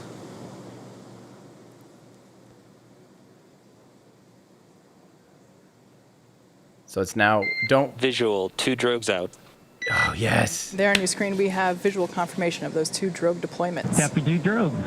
All right, so 2 of 2, the drogues Yes, now okay. out. They're going to do their slowing and stabilizing of the Dragon spacecraft. They should be detaching in just a few moments, and then we'll see 4 parachutes, the main parachutes deployed. Dragon under drogues. So you'll see 4 small Drogue pilot descent chutes. rate nominal. You'll see 4 small pilot chutes and then the 4 main chutes open up. So the expected descent drogue rate, the detach. expected velocity under the drogues nominal. We're right at around 150 miles an hour and already Okay, dropping. this is normal. You can see the drogues now detach. Yes. 4 And there we have mains are up. confirmation of deployment of the 4 main parachutes. And this is okay. They're reefing We are out visual slowly. on 4 shoots out. We are visual. 4 main parachutes Copy. deployed. 4 main. Yes. Oh, that looks good. That's good, guys. I think now it's time for us to do a pointy end up, flamey end down confirmation. It appears now that the chutes they're under chutes. It appears the pointy end of the spacecraft is indeed up, and what was just a second ago a flamey end is down. This is exactly what we want to see. Pointy end is up, flamey end is down. It's happening, folks. We're coming down for a nice soft touchdown. They're going to splash down somewhere between 6 and 7.5 meters per second. Nice and easy. No big deal. They got this.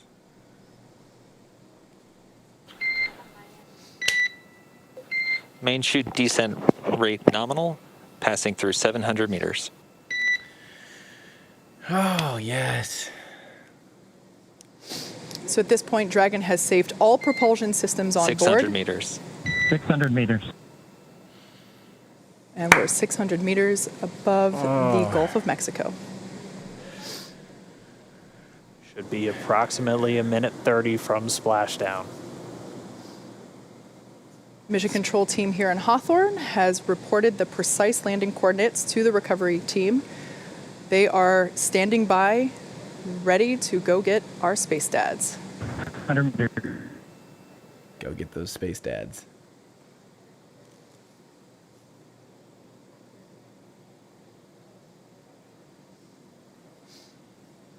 Go get those space dads. It is time. So soon we'll see the horizon It's crop past up. about 300 meters. Ooh, that shot is 1 minute till gorgeous. splashdown. So again, it'll touch down about 6 to 7.5 meters per second. Looks like all chutes are 200 fully meters. open. We are braced for splashdown. Copy, brace for splashdown. Here it comes. So there we heard Bob and Doug reporting that they are bracing for a splashdown. Prepare Should my be able soul. to I'm see ready. the Gulf of Mexico here in the shot just momentarily, as we're now just about 20 meters off the ocean. It's a little. Yes, yes. Splashdown. As you can see on your screen, we have visual confirmation for splashdown. Come on. SpaceX copies and concurs. We see splashdown and mains cut. Dragon Endeavour has returned home. NASA astronauts And Bob and Endeavour, on Doug. behalf of the SpaceX and NASA teams, welcome back to planet Earth, and thanks for flying SpaceX. Thanks for flying SpaceX. Oh, that's the first of many, guys. We're going to be seeing this a lot. Don't forget, we already have another one of these happening in about 2 months. The Crew Dragon and Endeavour. Congratulations, everybody at SpaceX. And now we lose communication. All good. And we're into section of 4.800. Thanks for those words, Doug, and we copy that you are into 4.800.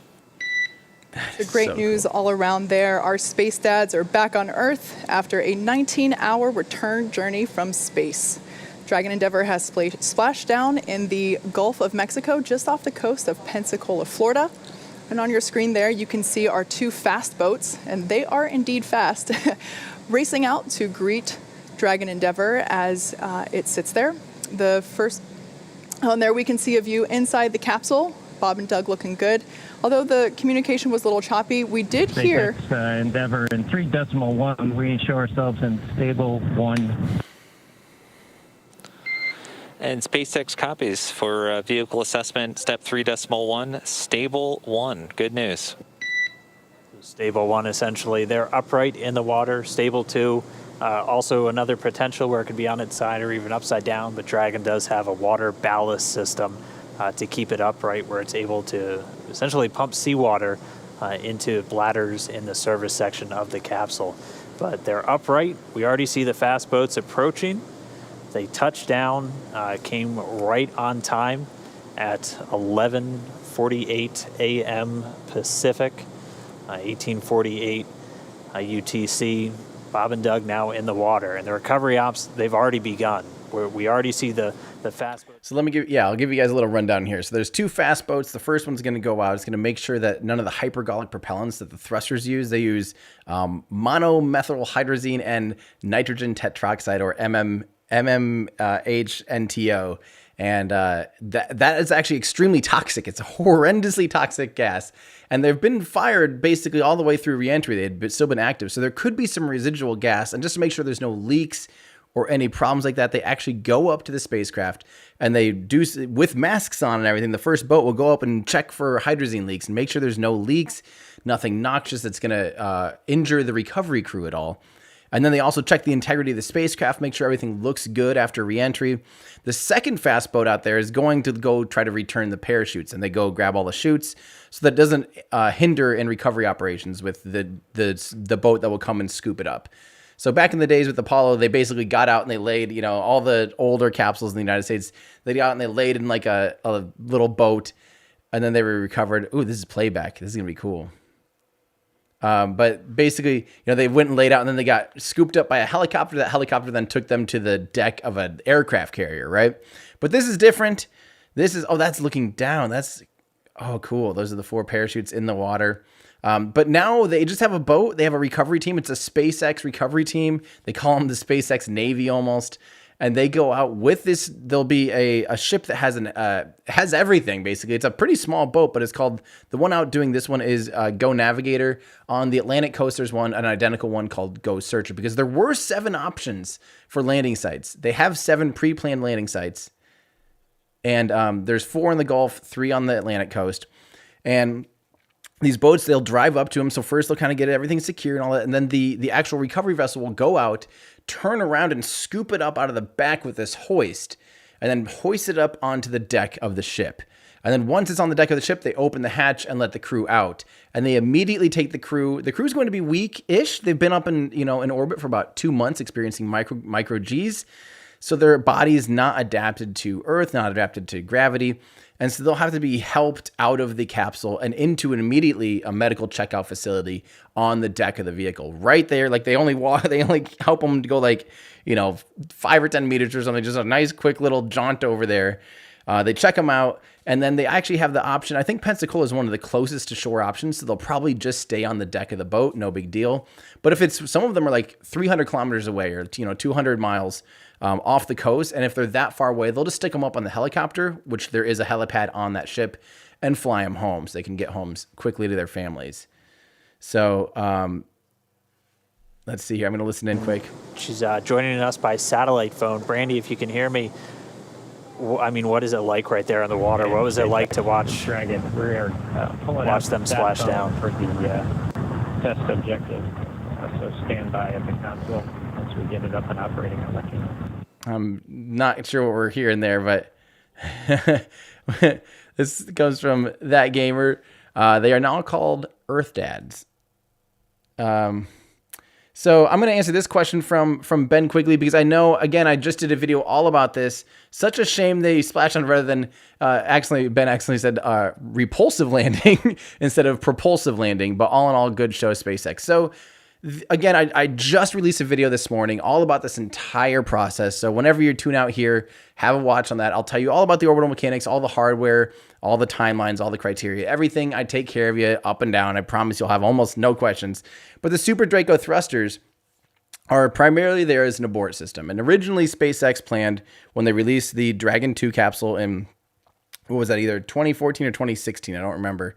But when they released the Dragon 2 capsule, they had this video, I think it was 2014, they had this video come out, and they showed that the plan was to return home and land propulsively using the abort motors. Because assuming you don't use the abort motors to abort, if the ascent is fine and the ascent's nominal, then, by the way, the word's actually nominal, but at one point, one of the SpaceX commentators accidentally said normal because it's kind of like normal. So it's now cemented in culture, basically, in spaceflight culture. So assuming everything's normal and they don't end up doing an abort or anything or needing to use those Dragon thrusters, they have all of that propulsion, all of that propellant on board to be able to still use it for something else. And the idea was we'll use those thrusters to land. They could land right back there at Kennedy Space Center, touch down nice and soft like a helicopter, and literally just recover them and take them home. Like no big deal. Super easy recovery efforts, cheap and fast.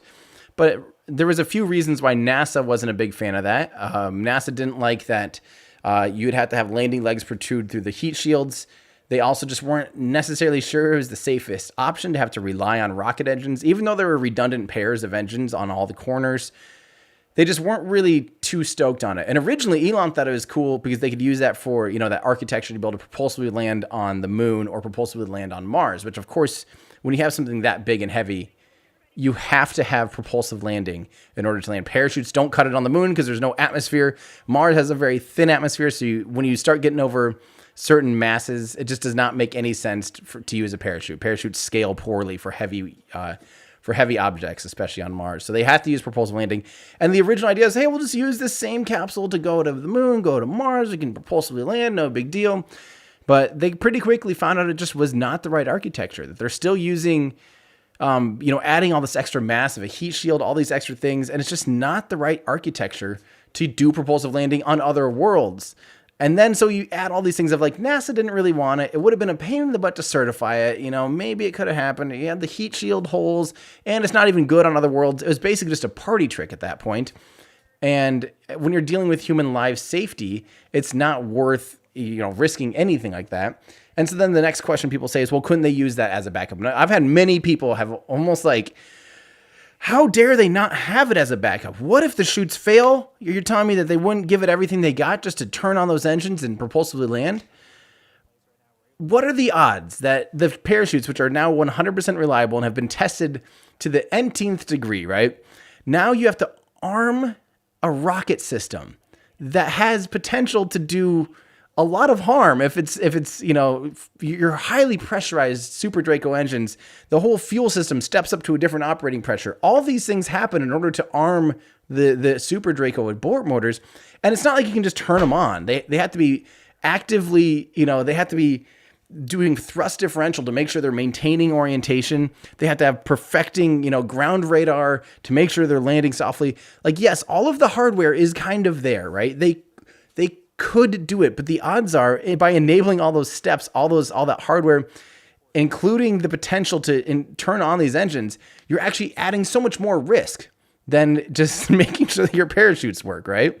Like, are you adding risk or are you subtracting risk? And arming an abort system while you're under parachute power, or potentially under parachute power, or potentially having the spacecraft think it's not under parachutes and it is, you're just asking for problems. Plain and simple. If it was smart, they'd do it. And obviously they came to the conclusion that all that's doing is adding more potential faults, more potential places to have problems. So it is not an option. Although it was cool. We'll see plenty of cool propulsive landing and crazy cool things with Starship, which again, hopefully later today we're going to see potentially the hop of Starship. So of serial number 5 Starship out at Boca Chica, which will be absolutely plain and simple bonkers. Yeah, just plain bonkers. Man, that was a big one. I'm going to listen into what they're saying. The ocean could be a little tricky. So this person has undergone hours and hours of training and certification in order to perform this very important task. There on the right-hand side of your screen, we see the second fast boat approaching. Of course, both of these boats needed to wait for their cue from the water recovery lead in order to approach Dragon after splashdown. Again, that was just to make sure that there weren't any toxic vapors in the air. And now that they got the all clear, we do see them beginning to work on and around the Dragon capsule.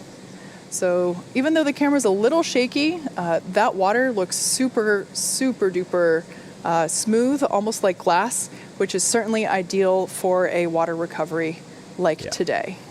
Yeah, got to remember that this is a view from the main recovery vessel, which was still a few miles away from the splashdown Dragon point. SpaceX. We have hypergol sweeps and unfired ordnance checks nominal. Rigger is on board the vehicle. About 5 minutes until capsule lift. 25 minutes until they already have the rigging attached to be able to.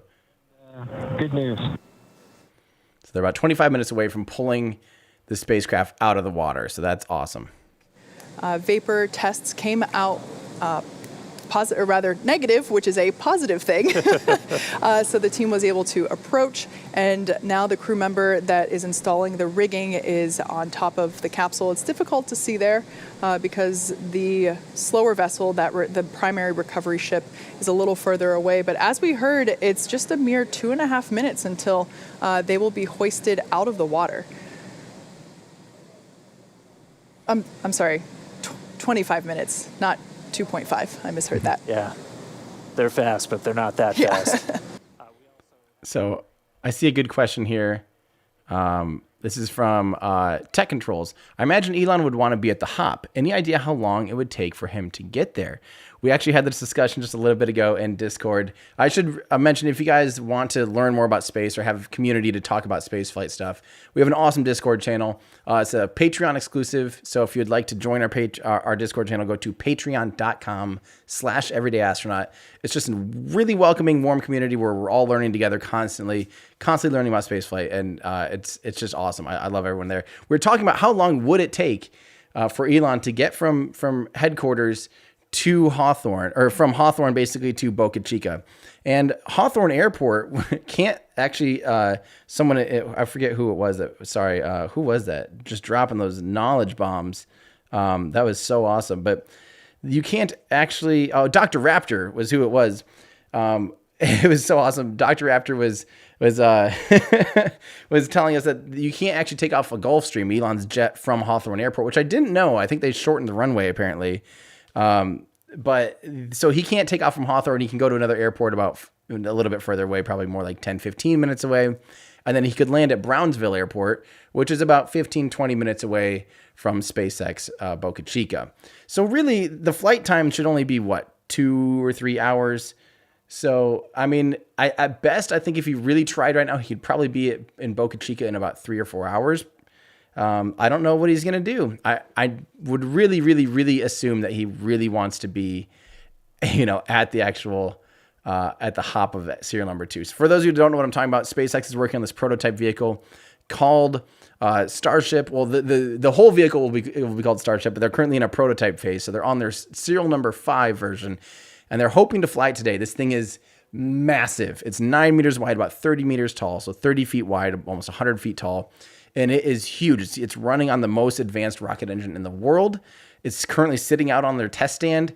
It's going to take off from the stand, fly only 150 meters, so about 500 feet. It's going to translate over. It's going to land nearby. It's only probably going to be a 45-second flight or so.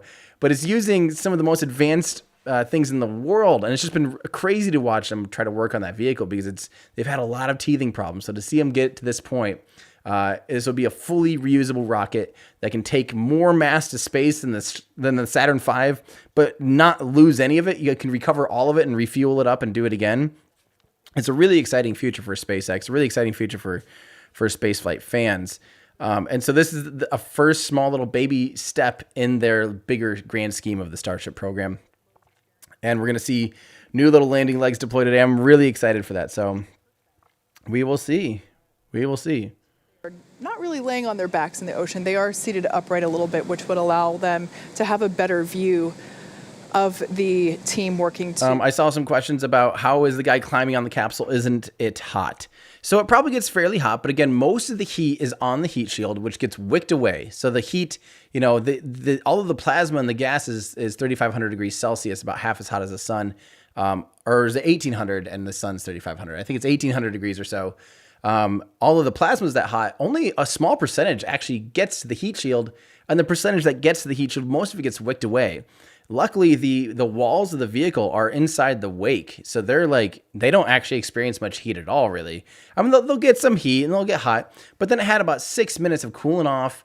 Once it splashes down, a lot of that heat would also be transferred into the water, so it's relatively cool to the touch. It might still be warm, but it's not like it's scorching hot.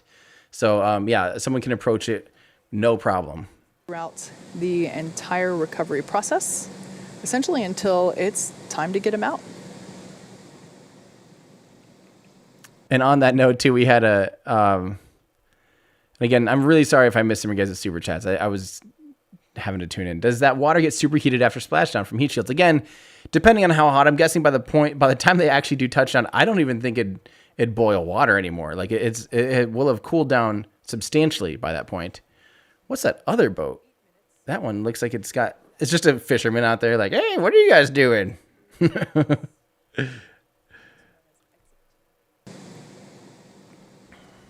And we did hear the rigging is pretty much complete. So right as they arrive there at the capsule, the main recovery vessel will be able to begin getting it up out of the water.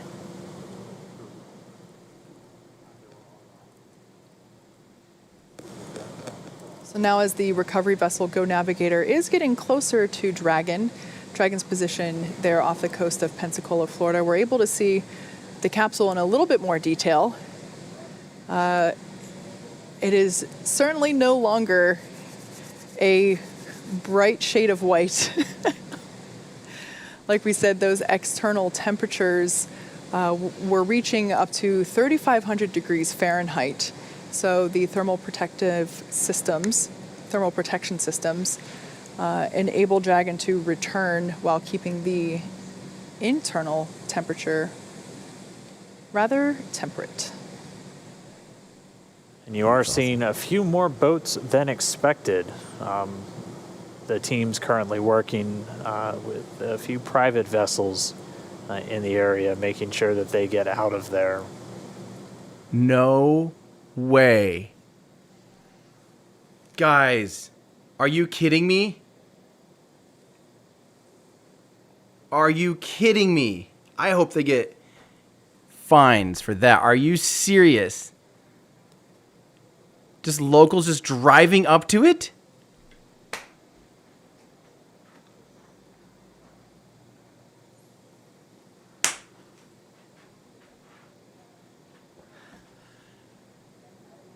What? Guys, this is a mission. This is space flight. Are you kidding me? And now we see one of the SpaceX fast boats moving in. What? I was joking earlier when I said it looked like a fisherman just dirt to dirt. Nope, come to find out it's just a fisherman dirt to dirt. No way. So we are being advised that the recovery team is radioing out to the vessels in the water near Crew Dragon to vacate the area so that we're able to extract Bob and Doug safely. Yes. You know, also for the safety of those folks in the area as well, not just Bob and Doug. Yeah, this is obviously a dynamic operation. One of the first things we do is make sure there aren't essentially poisonous fumes around the capsule, so something like this just really can endanger the whole thing, endanger the crew members and endanger themselves. So the SpaceX team's moving in to try and get them away so they can safely recover the Dragon capsule and get Bob and Doug on deck and safely inside their medical quarters. So we can see them, they're getting a lot closer. We expect about 10 minutes or so until they should be in position. All the rigging has been affixed on the Dragon capsule, and once they arrive, they'll be able to use that hydraulic lift to get Dragon up and out of the water. I'm sorry, I'm like speechless. I just did not think people in their right mind would be like, it's landing off the coast of where I live. I'll just drive my boat out there, take a look. Like, interfering with recovery operations? That's insane to me. Oh, 2020. What else are you going to be bringing us? I can just about guarantee you that's a private vessel in between us and the spacecraft right now. Zoom out just a little bit, cam up. Announce our landing zone. Oh, there we got a shot from our WB-57 plane. It looks like that area has cleared out significantly, so that is good to see.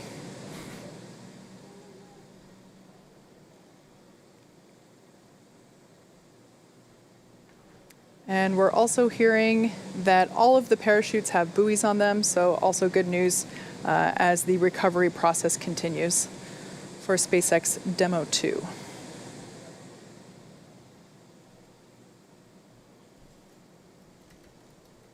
Dragon SpaceX for comm reconfig. Go ahead, Mike. Hey, Doug, we're about to reconfigure the forward link. We may lose that for about 1 or so minutes, and that should happen shortly.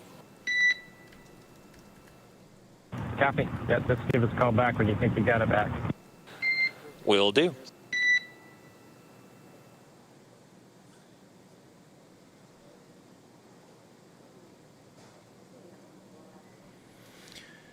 Oh, man.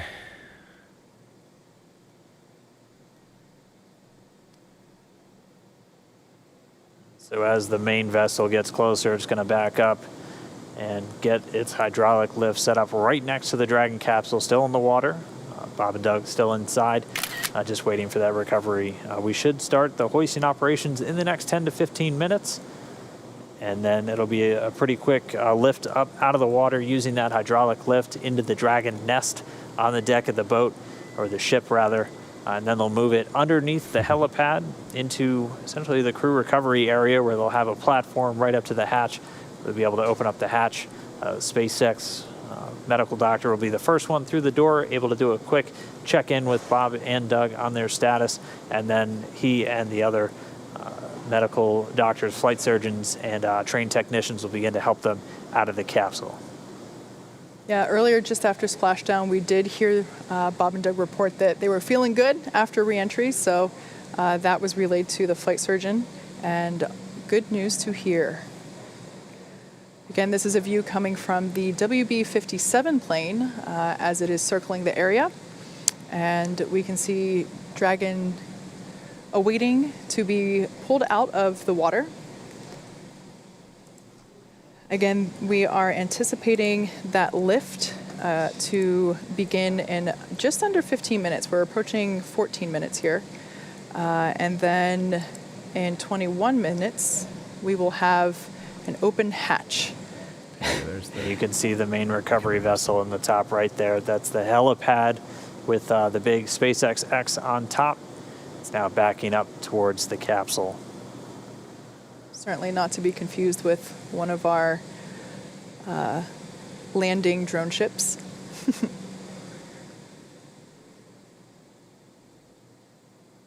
There's a live view of Dragon floating in the water there in the background, along with many onlookers. Certainly from a safer distance at this point. This is a live shot coming from Go Navigator, our primary recovery vessel here. So it's Crew Dragon is also accompanied by the fast boats that are helping to bring it in closer. And there you can see a couple of the recovery team members on the deck. And also just behind them, we get our first good view of the nest. Yes, so this is essentially the nest in the background there. Dragon will be hoisted using the hydraulic lift out of the water and into that nest. That nest will then be pulled towards the camera from this view, towards those individuals. I'll go ahead and point out in that shot back there, all those other boats, you can kind of see them on the horizon there. Those are not supposed to be there. There's only about 5 in the fleet, if I remember right.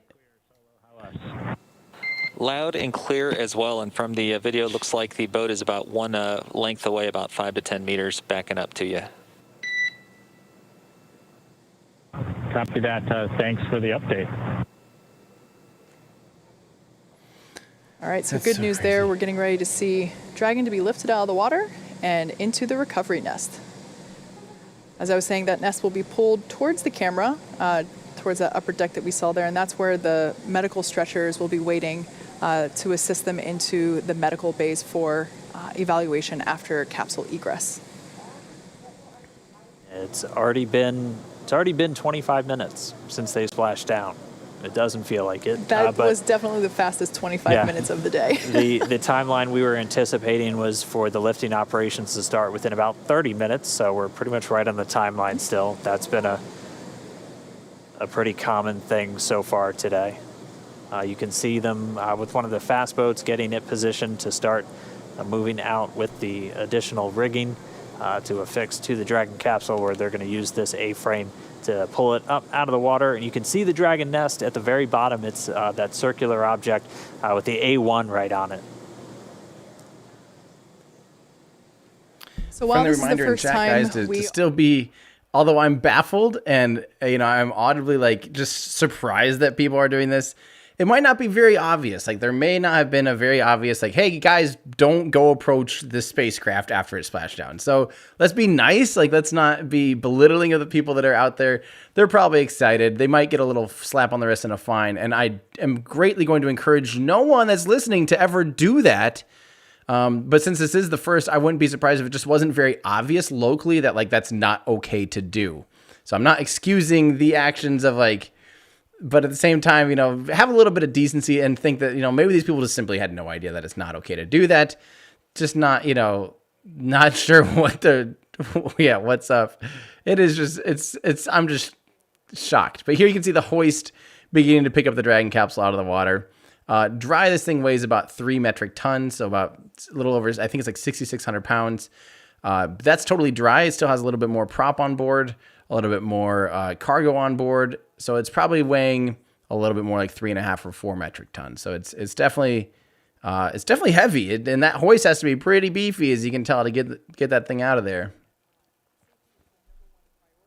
So making sure that only personnel involved in active recovery operations are present on the deck.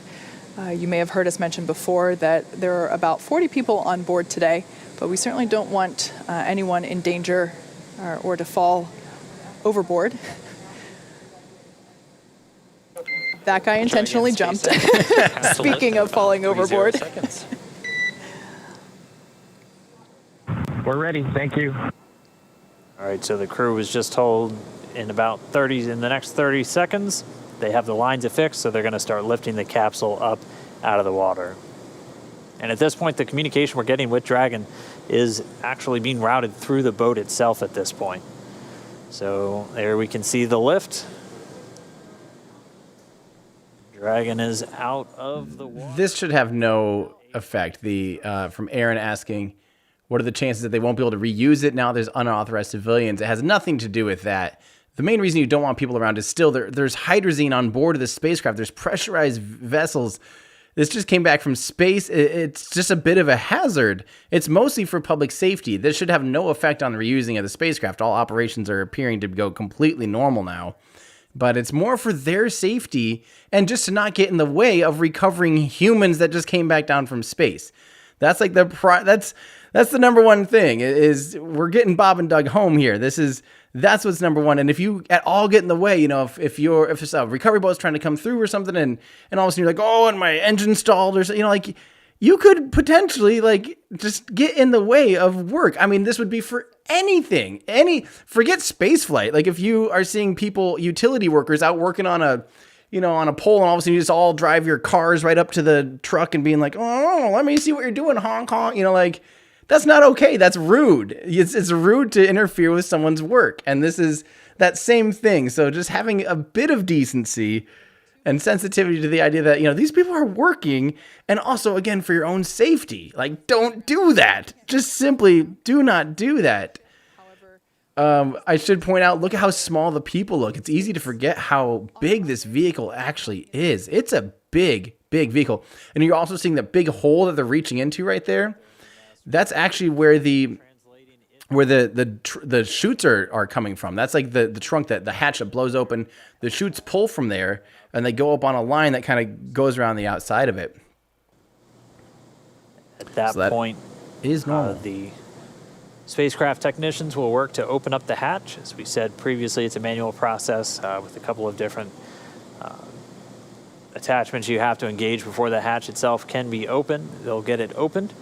And then SpaceX's Neil Menon will be the first one through the hatchway to check in on Bob and Doug, get their initial health assessment, see if they're ready to move, and then we'll start assisting them out of the capsule and into that medical facility on the boat. Don't tell me all these people are going to try and parade it in home. Like a caravan. Like, we did it! So at this point, the recovery team is doing final securing of the capsule in preparation to actually move the recovery nest into closer to the interior of the ship. It'll actually be in a little bit of a covered deck there. We saw that camera view earlier, looking straight out from the center of the boat. So once Dragon is secured in the nest will be translated then forward and closer to the recovery, closer to the position in which we're able to actually open the hatch.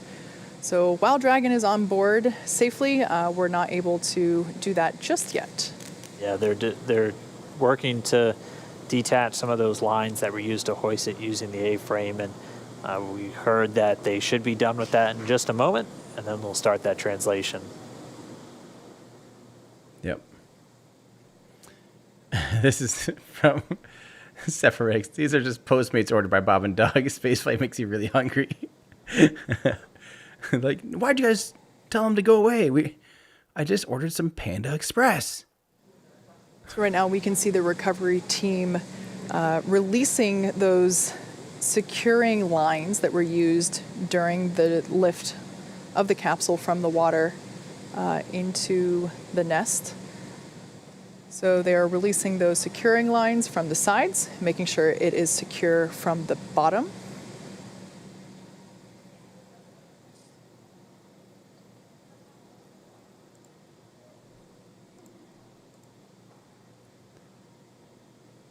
And there we see Dragon moving forward. Look at that. That's Smooth cool. as a Tesla, I would say. That's sleek. I didn't realize it slid forward so fast. It's really And interesting to see. again, those Texas scorching Patriot, I rays. do understand the sentiment. Like, I understand the sentiment. I understand that people probably are excited and want to see this, but you still just have to have some decency about you know, it's almost like this like air of self-importance that like I need to be there. It's like, no, this is essential personnel and safety. Here we go. Side are those oval windows. Dragon SpaceX, stand by for side hatch opening and egress. Copy, we're ready. All right, crew got the call. We are go for hatch open. I hope they brought down all the surface samples and do an EVA report. Get all those science points.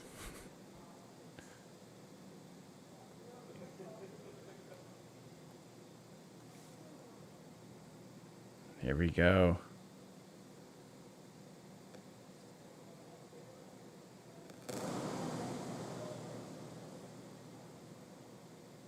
And if you look closely immediately above the hatch, you can see the area where you can see them working in now. That's where those drogue chutes deployed from. The two circles on either side were where the mortars were. The main parachutes now hidden by the platform underneath the side hatch. Man. Here we go. Here comes history. So the crew is in the process of removing the side hatch. We can see that Go Navigator is in transit. It is making its way back to the Pensacola Naval Air Station. However, Bob and Doug will get a ride from the recovery vessel via helicopter.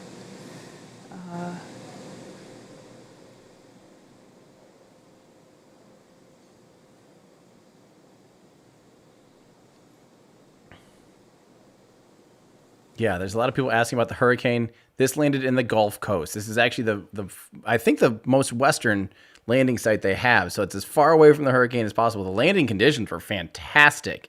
Very little waves. Look at how calm the water is just outside of Pensacola, Florida. This is, far away from the hurricane. The wind states were great. Sea states were great.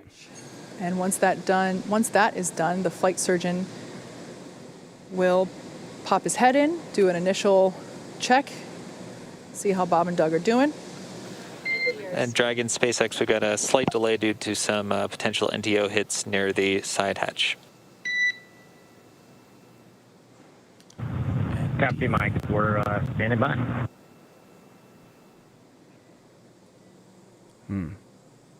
And so they're still continuing to do kind of those sniffs, so checking for any vapors or anything. So those NDO, it's NO2, nitrogen dioxide, primarily can get detected in the air from the burning of fuel.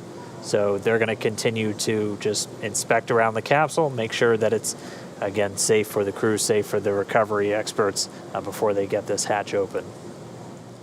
Do you want to point out the photographer there on the left? That is Bill Ingalls, NASA photographer. Glad to see him on the deck. Down at 11:48 a.m. Pacific.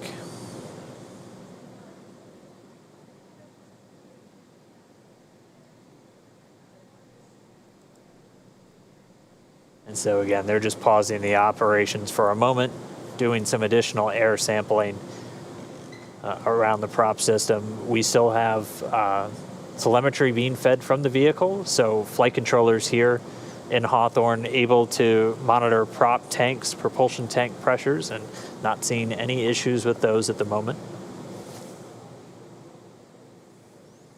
Can you imagine if someone if this becomes a thing and people all try to boat out to it right away and someone ends up just crashing right into it and damaging the spacecraft or... man.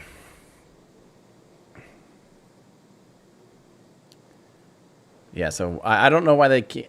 so apparently from Michael Baylor from NASA Spaceflight, who is definitely one of the... Everyone at NASA Spaceflight that works for NASA Spaceflight are just awesome. I mean, smart. They know their stuff. If you need a trusted source for your spaceflight news, I couldn't recommend NASA Spaceflight enough. They're definitely some of the absolute industry leaders. But Michael Baylor from NASA Spaceflight says, sounds like the issue might be that while you can put up a hazard zone in the international waters, they do not have the authority to enforce it, but hopefully we'll find out more post-landing briefing. Man, we'll see. I mean, maybe that's something that changes. I would hope that maybe they get someone that can enforce it or something. Like, that seems ridiculous. I know it is a private spacecraft, but at the same time, it's doing, I don't know, it just seems not smart for, if they can't enforce that exclusion zone. Let's see here. I'm trying to listen into like what the actual issue is with the opening of the hatch. I think they're just double checking that there's no leaks anywhere. Checking that everything's okay to go. And Dragon SpaceX update, we're still investigating. Looks like we'll be setting up a service section purge. We're working on a ETA for you. Copy. So they might have to do a purge, a gas purge.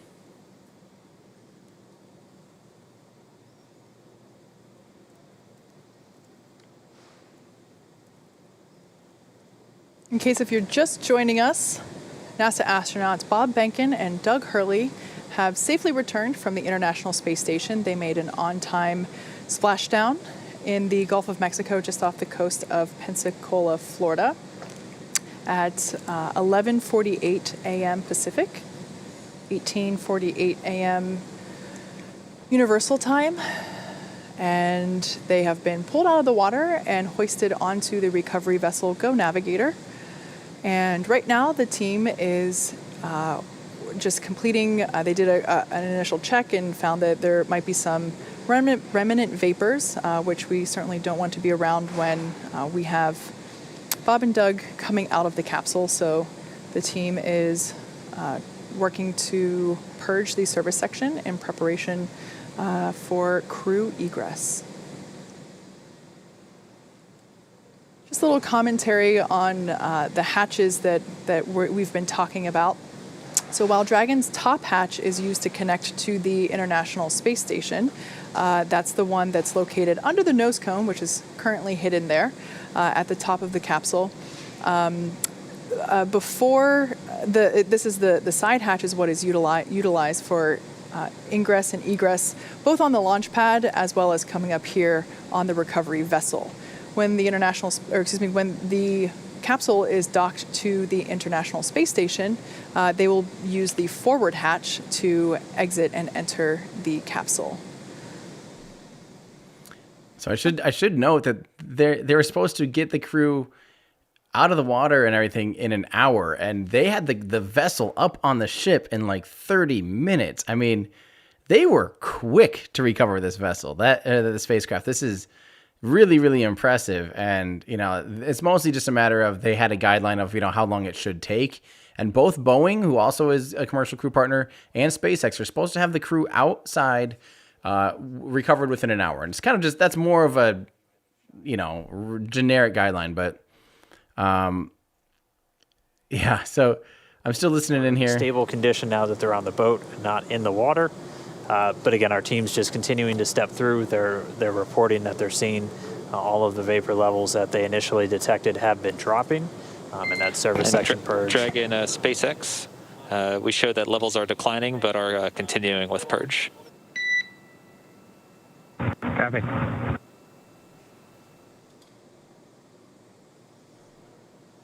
And in addition, just so you know, we are not seeing any, leak indications or anything like that. These are pretty small levels, but we still need to do the purge at this time. Okay, copy. Yeah, you're reading our mind, Mike. We were just wondering if you saw any indications of a leak or some depressurization somewhere, but it sounds like it's just part of the deal. Cool. Yeah, that's a good read back, Doug.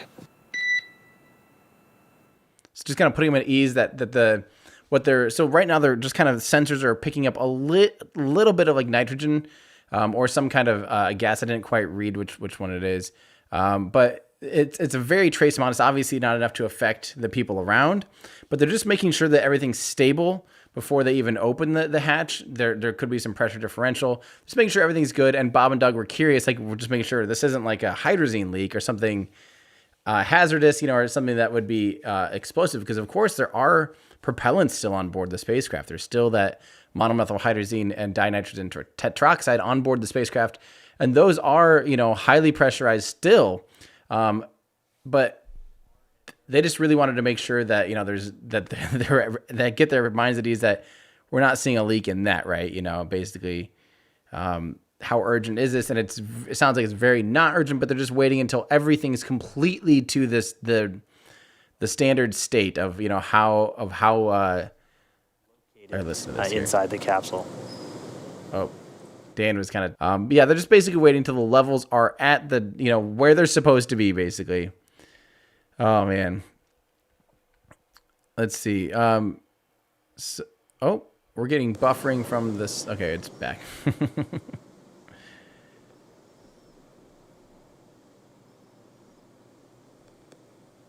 We had a little double buffer there. I apologize about that.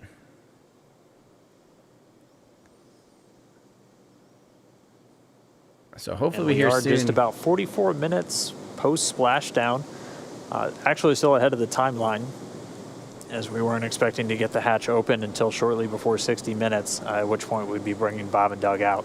So this service Dragon section... SpaceX, another update. The service section purge should begin in a bit under 5 minutes. Right now we're showing NTO about 2x of our personnel exposure limits, and we're hoping once we start the purge it'll drop down for us. There we go. Okay, thanks, Mike. So they're about twice over. They're basically double the. And I'm going to have to correct the amount myself. they were So it's supposed to. NTO, that's the dinitrogen tetraoxide, and that's one of the hypergolic fuels used inside Dragon for powering those Draco thrusters.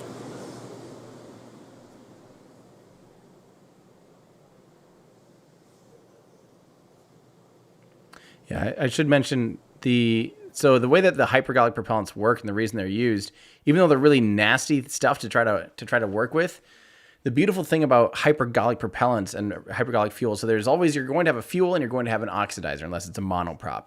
So you have your fuel and your oxidizer. Your fuel is obviously monomethyl hydrazine. Your oxygen's nitrogen tetroxide.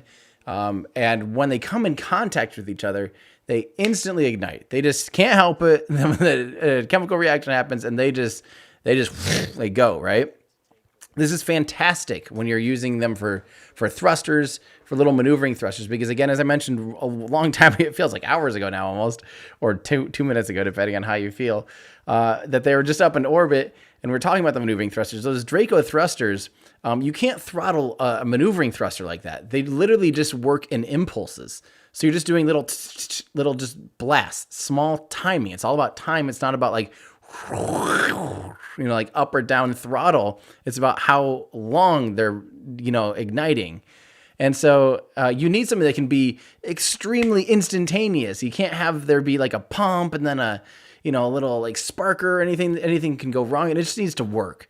And that's the cool thing about hypergolics. And that's why they're used in spaceflight, is because it's just instantaneous. So they keep them inside of extremely highly pressurized composite overwrap pressure vessels. They keep them in these bottles. Those bottles are under high pressure. And then all they do is they basically have little valves, like digital valves or electronic valves that can be controlled by the spacecraft.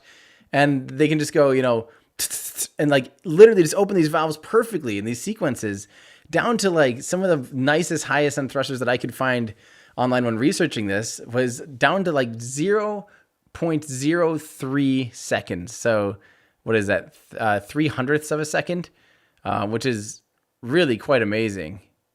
Okay, so just because they're probably still at that limit, it looks like they're going to purge. This is to make sure that the lingering NTO fumes that the team is detecting get flushed out, essentially. The service section is not the interior cabin where Bob and Doug are. It's actually the part of the capsule that is outside of the place where Bob and Doug are. It's external to the cabin, but it's inside the capsule itself. So you can think of it as the space between the exterior of the Dragon capsule and the interior space where Bob and Doug are. I think the interior pressure vessel, essentially. Yes, exactly. Yeah. So Bob and Doug are fine. The air that they are breathing is, that nitrox mix that they've been getting throughout the entire duration of today's operations. But it'll be essentially the area below their cabin, completely sealed off from the service section. Yeah, that service section is where there's a lot of telemetry. It's where there are the prop tanks, and we're just making sure that those get aerated so that lingering fumes are swept away. Yeah, again, they had detected higher levels than they want to see of nitrogen tetroxide. That's one of the two hypergolic fuels used in Dragon, the other one being monomethyl hydrazine. Those two fuels, essentially when thrown together, even without an ignition source, will react. That's what makes them hypergolic fuels. Much simpler, more elegant solution used in a lot of on-orbit maneuvering systems in spacecraft. Yep, just as I was saying a second ago. So again, we're just standing by.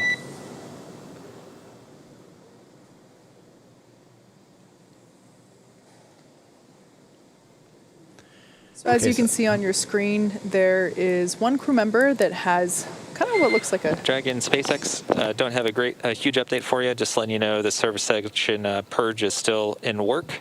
And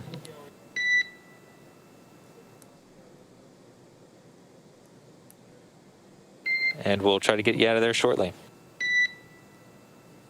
Copy.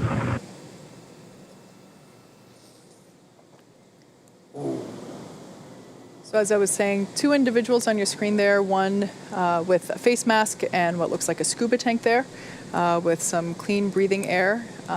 There might be another crew member with the same personal protective equipment or PPE that will come on deck here. That type of equipment, there we go. That's the kind of equipment that is required in order to perform this purge. Again, the NTO is, the fumes from that are toxic. And of course, we want to keep all crew members safe as we prepare the side hatch for opening in order to let Dragon Bob and Doug SpaceX, egress. looks like limits are dropping and getting pretty good. We're still continuing with the purge just to be extra sure.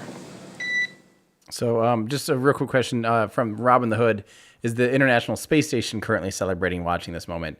The answer, I would definitely say, I would assume yes, or at least they're being briefed on what's going on, because these were their crewmates for 2 months. They're on station with the people currently on there for expedition. I can't remember the number right now, but these are their friends and their colleagues at this point, splashing down. Of course, they're paying attention, and probably extra so because it was the first flight of a brand new spacecraft. Dragon. As Kate was talking about, they're not inside the pressure vessel, the section of the Dragon interior where Bob and Doug and their atmosphere exists. They're essentially outside the pressure vessel, but still inside the outer shell of the Dragon spacecraft.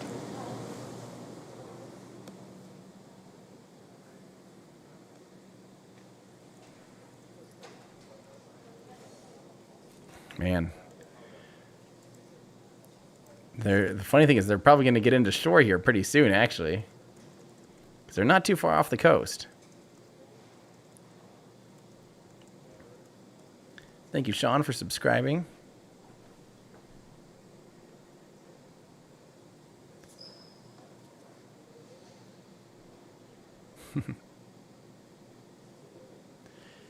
So this is what's funny is they kind of refer to this as the SpaceX Navy, believe it or not. So it's funny you say that, Muggsy.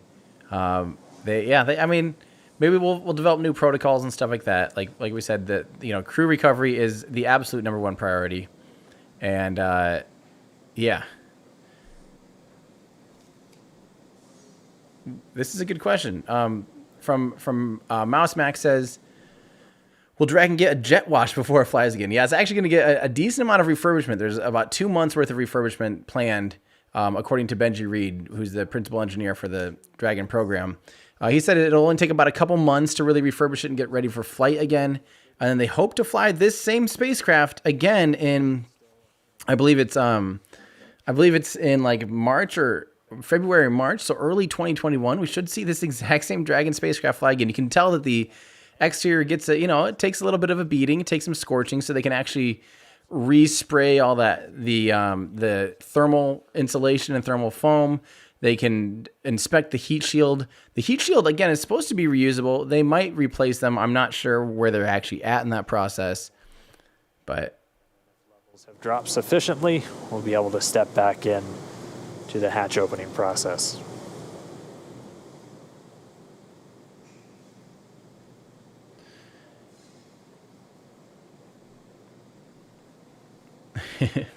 From Halter Ferguson says, where's a can of air when you need one? Just, okay, guys, you're good to go. But on that note, Zach asks, Bob and Doug will be getting assistance. this is a good question. Why don't they dump all that propellant and depressurize after the chute deploys? You don't actually want to dump the propellant because it is, again, so toxic, so unbelievably spontaneously combusting that if you'd end up just with this huge, you'd end up with like the ocean on fire. You'd end up with toxic fumes everywhere, making it so the recovery vessel can't get to them. You really want to keep them. They're safe in there. They're completely safe inside their bottles. They're, stored in highly pressurized composite overwrap pressure vessels.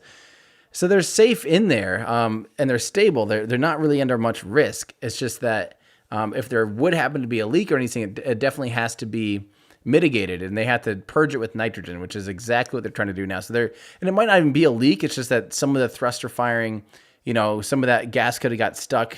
And we're talking trace amounts. We're talking about like literally, it could be so just right at the threshold. Like they said, it was about twice over the threshold, and that threshold is like basically 0, right? If we sniff any of it, it's the threshold.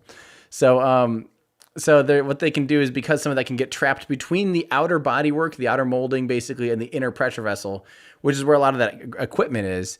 At that point is when is where some of this gas seems to be just a little bit trapped, and they're going to be just purging it with nitrogen. And of course, our atmosphere is primarily nitrogen, so it's just an inert gas that they can just shoot through it.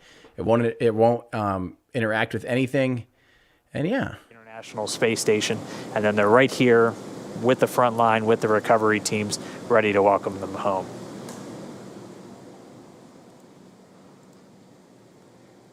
So it's been just about a minute since we heard that last call to the crew. Same with this. That's why they can't ditch it. We should be just about done. And they need the fuel up in space too. They need that to re-enter. That still is what controls the thrusters through re-entry.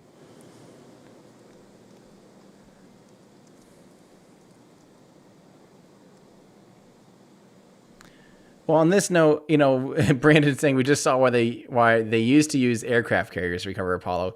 Well, but don't forget also the Apollo spacecraft would always splash down in the Pacific Ocean, in the middle of the Pacific Ocean. So just to have vessels capable of, those deep sea operations and out there in the middle of the ocean states and all that stuff, it was just in the middle of nowhere. So it just wasn't anywhere near the coast where anyone could go out and boat to it.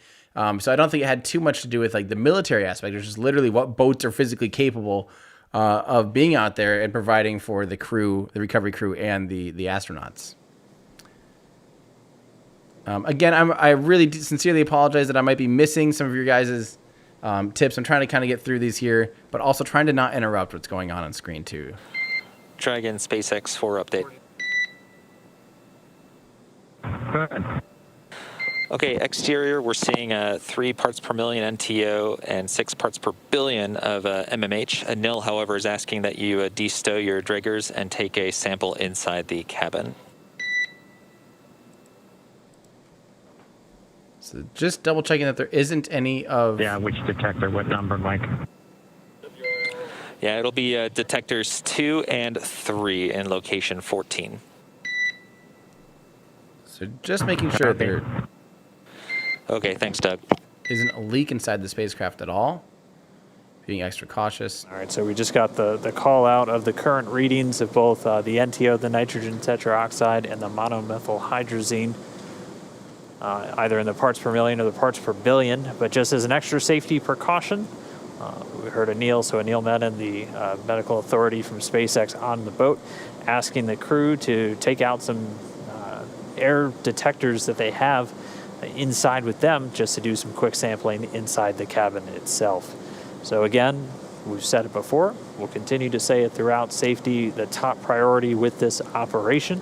So the teams are going to be very methodical and make sure that everything is in a good setup, a safe environment, not only for the crew themselves, but also for our recovery forces.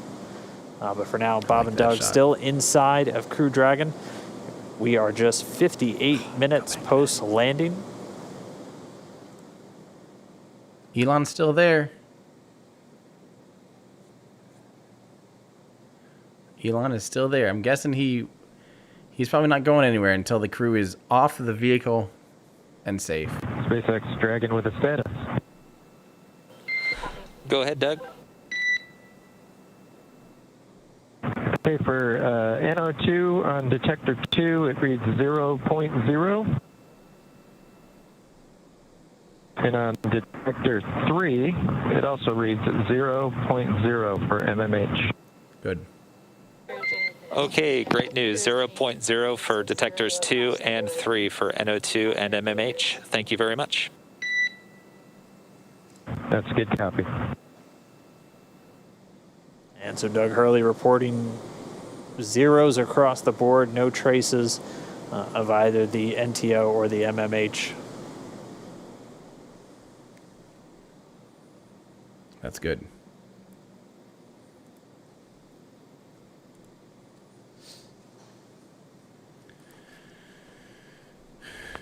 So we're still just kind of tuning in to make sure that watch until everything's safe.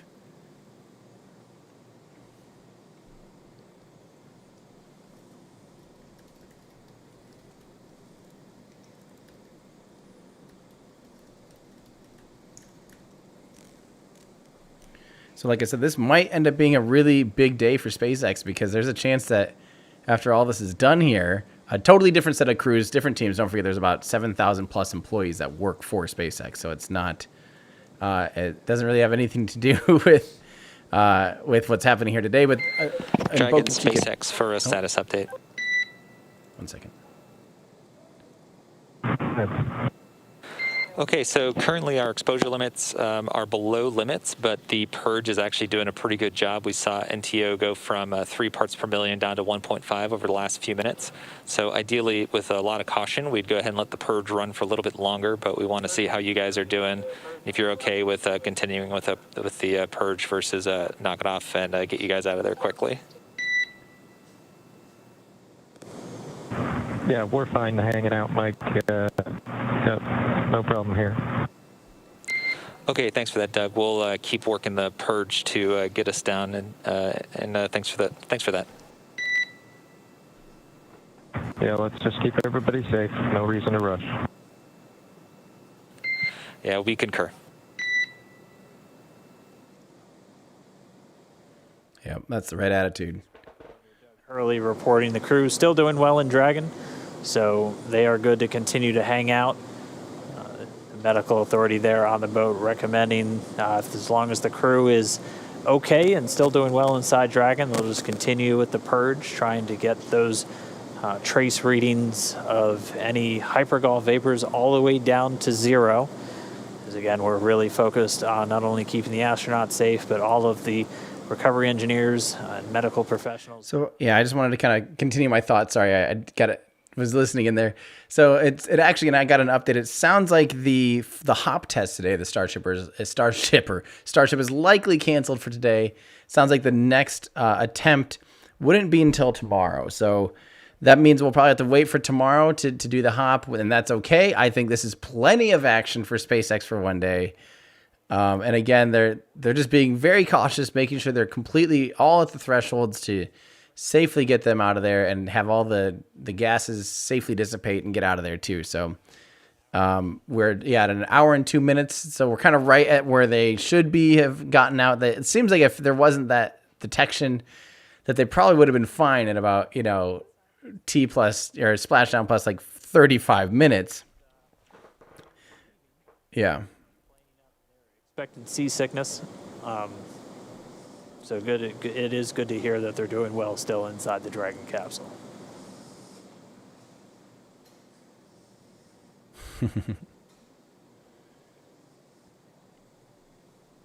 Oh man, huge thank you to Gita. This is really genuinely generous. It's funny, our system here, our comment system doesn't show you, but it is one of those animated pairs riding a firework, but it just spells it out for us, which is equally great. So thank you so much to Gita.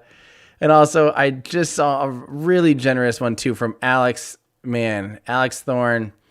So thank you, Gita and Alex Thorne. This is just too generous. Tim, just before the big moment, big thanks for all your work. Love the channel. Keep it going. Greetings from the space fans and friends in the Netherlands. I'm telling you, I cannot wait. So first off, thank you. Sincerely, thank you so much. But I cannot wait to get back to being able to travel. I want to go back to Europe. Someday I want to do like a speaking tour, like I said, where we can do, some of the, top 5 or 10 big cities in Europe. And you guys can come out and hear speeches about spaceflight, or we just talk and do Q&As or something. I don't know. But I would love to do that. And it just sucks that this year is not going to happen at all, since I literally physically can't even travel to Europe. And I want to do that around the United States too, but it's just not a good time for something like that. So it's fun to come here together. So I can't wait to come visit my friends and fans in the Netherlands. It'll be awesome. Morgan T this is a good question. Morgan T wants to know, why don't they land in the Great Lakes to avoid the saltwater issues? So I don't know if saltwater is particularly that much more corrosive.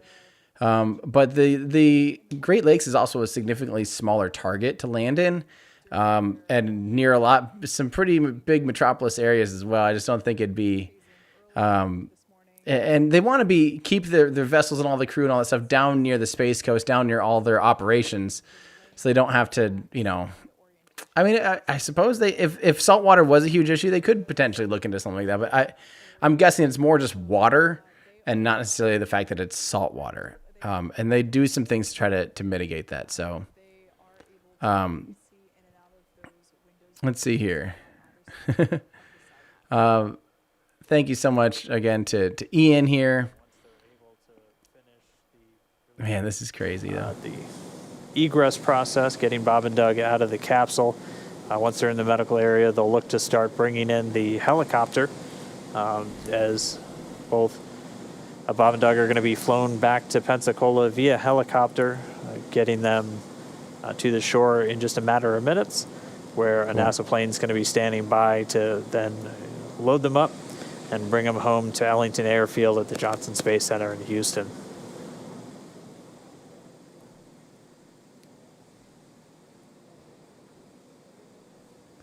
This is basically what they're doing here. From MI, why not just flush it with pressurized air actively, like fans, clearing smoke from a building? Or is that what they're doing? That is pretty much what they're doing. They're actively purging nitrogen through the lines enough to be able to clear out any of those cavities that might have a little bit of just residual amounts of fuel. We're talking about like parts per million, parts per billion amounts of these fuels. So it's literally, like, by definition, trace amounts. Like, we're not talking about like pockets of it.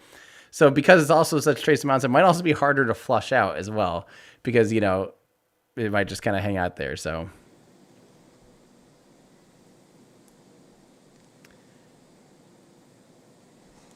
In light of one of the social media questions that we were asked earlier, someone asked if Bob and Doug have Netflix available on their heads-up displays there in the capsule, and they've actually been pretty busy throughout this mission, monitoring telemetry and data and checking for timing. And I would say now's about the time that they would certainly want something to watch, because at this point their only job left to do is get out of the capsule.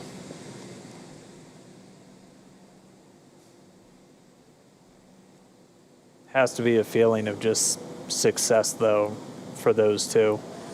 I mean, taking the first flight in a brand new spacecraft, we knew as test pilots, this is something that was kind of their bread and butter when they were in the military, and definitely something they leapt at the chance for once they became astronauts. And really a pretty flawless flight for Dragon. Obviously, we'll have all of the post-flight review coming up in the next several weeks as we continue to assess all the data that we received throughout the mission and any data still recorded locally on Dragon itself. And we'll be spending the next several weeks going through and assessing the mission and working through the certification process. And we're already targeting the first operational flight, currently pegged for no earlier than late September. Yep. Late September. For some reason, I was thinking it's more early September. This is a good question here from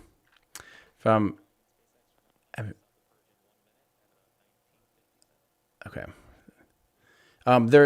Sorry, I just was listening. They are going to be either starting or stopping the purge.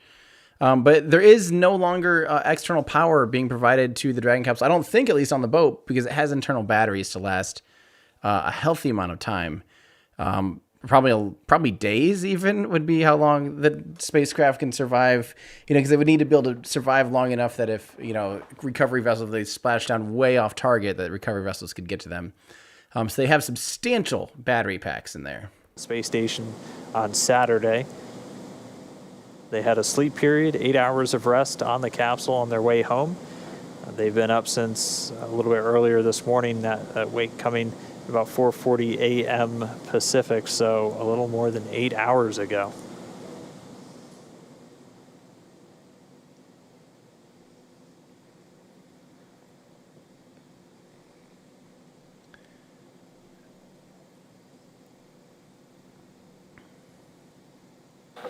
And Dragon, the purge is now complete. One more Drager check, and then we should proceed with hatch opening.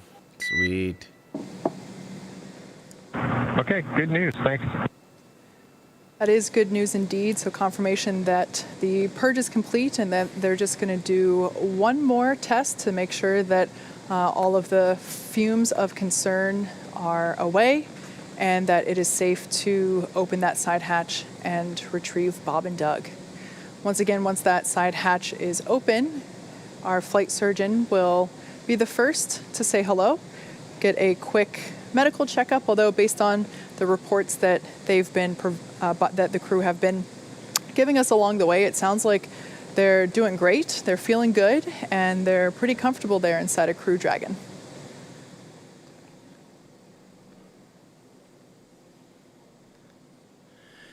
Things are looking good. Seems like everyone wait to hear back from that reading here on whether or not it worked. It looks like there's enough people around now that they must be pretty confident. They brought everyone back. And Dragon SpaceX, we show 0.4 parts per million on NTO, 18 parts per billion of MMH. That's below limits. We are proceeding with hatch opening. Let's get them out of there. Okay, great news. Thanks, Mike. All right, so there's the green light we've been waiting for. In fact, the green light we've been waiting for months at this point.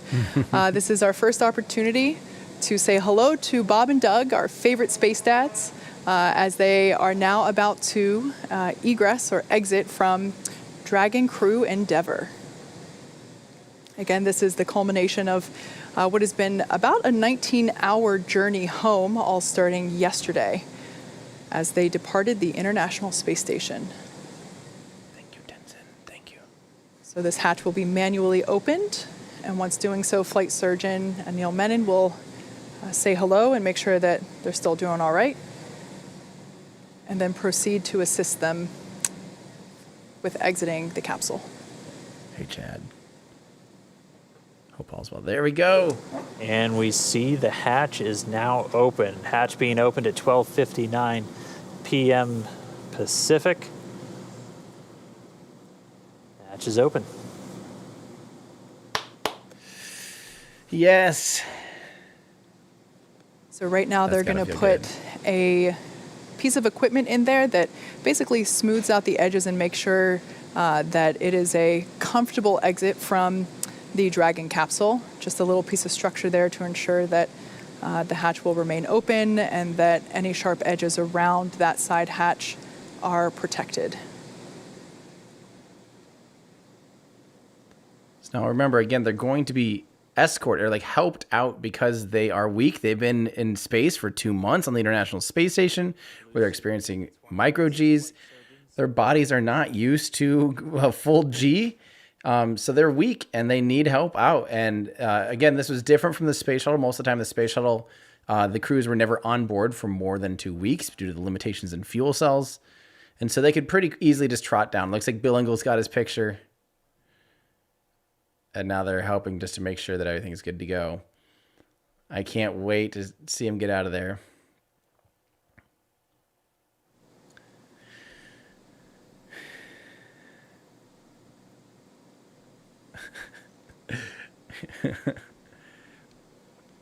I'm curious how this will look actually, because they're in a seated position and they have to come forward. So they're facing the hatch right now in a seat about like this, just a little bit reclined. I wonder if the people get down in there and they have to kind of pick them up and rotate them, or I wonder, I'm sure they've practiced that So like, once choreography. again, the SpaceX recovery team is now assisting NASA astronauts Bob Behnken and Doug Hurley to exit the spacecraft. Sorry, we got the hatch open just about 2 minutes ago. We paused for a little while as they were just detecting some trace amounts of some of the hypergol fuels. So we executed a series of purges. And then once those were down back in acceptable limits, we were able to then start with the egress.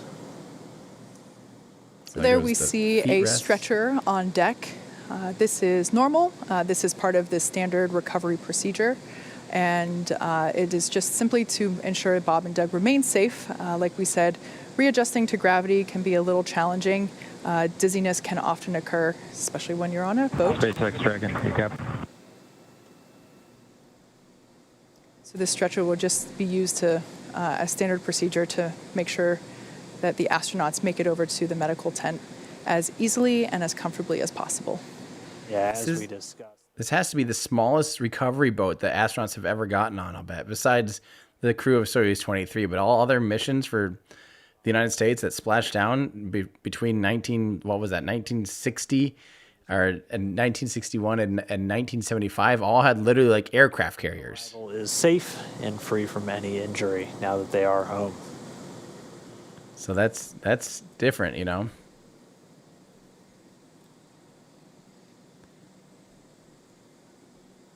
Yeah, this is a good question here. The next big mission, if you guys ever need to know like what's kind of coming up, we do have on our website, everydayastronaut.com. You can click on pre-launch previews and get a sense of some of the missions. But I'd say the next big exciting thing will be another crewed mission here end of September on another Dragon capsule and Falcon 9. But other than that, I think the one that I'm looking forward to would be Starship development down at Boca Chica, Texas, which again, we're looking at hopefully a hop hopefully tomorrow.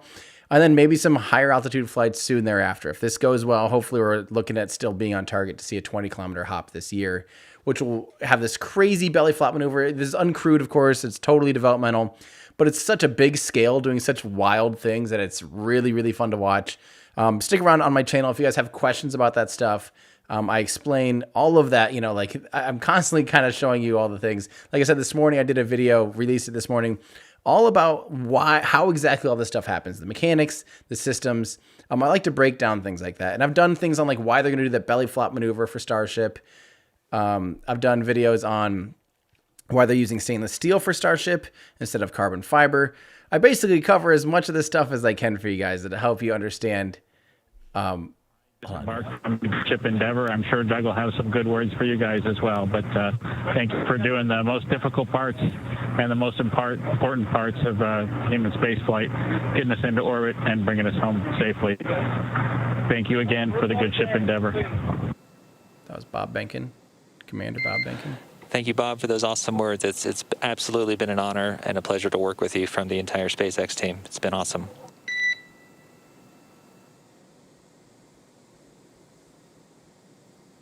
And perhaps we'll hear from Doug Hurley as well.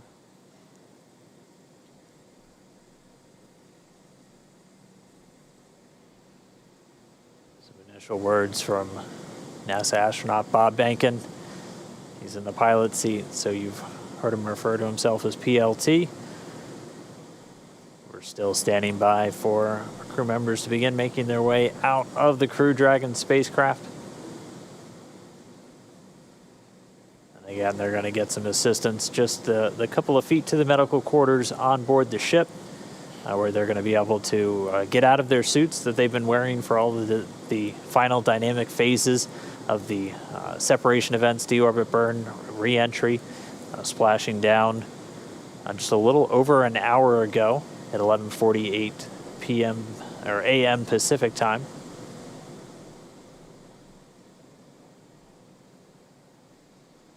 Again, the recovery team. SpaceX Dragon from the commander. Go for SpaceX. There we have our first view of Yeah, Doug Mike, Hurley. I just would like to sort of reiterate what Bob said and add my thanks to everybody over the last several years that's either worked in Hawthorne, McGregor, or down at Kennedy Space Center. Anybody who's touched Endeavour, you should take a moment to just cherish this day, especially given all the things that have happened this year.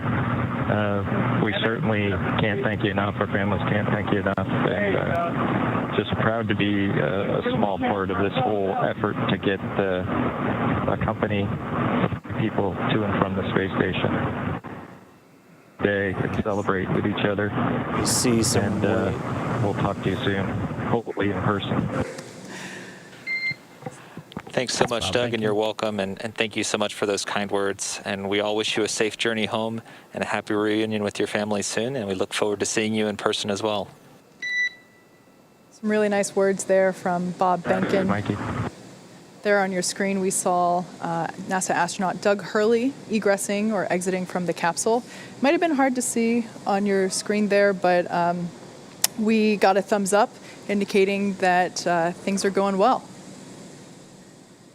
I have to say a real quick thanks to the last person that we had on screen, Craig Jones. Thank you for watching with your family or watching with your son. That means a lot to me. I work really hard to make sure the content is always family focused and digestible for everyone, no matter what level of knowledge they have. We want to assume that, that not everyone's an expert, because this stuff can be really intimidating, but it's extremely exciting stuff to learn together.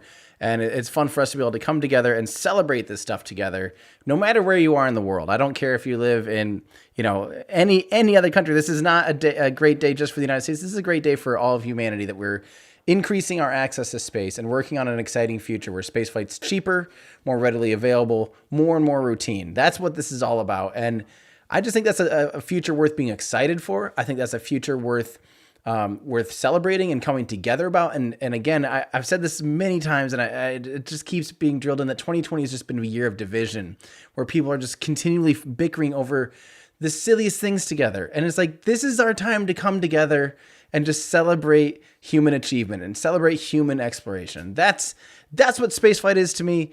That's why I'm so excited about spaceflight, because it bonds us. It brings us together. And there can even be friendly competition, or even unfriendly competition. Still brings out the best in humanity, no matter what it is, because we're pushing the boundaries of knowledge. We're pushing the boundaries of science and exploration.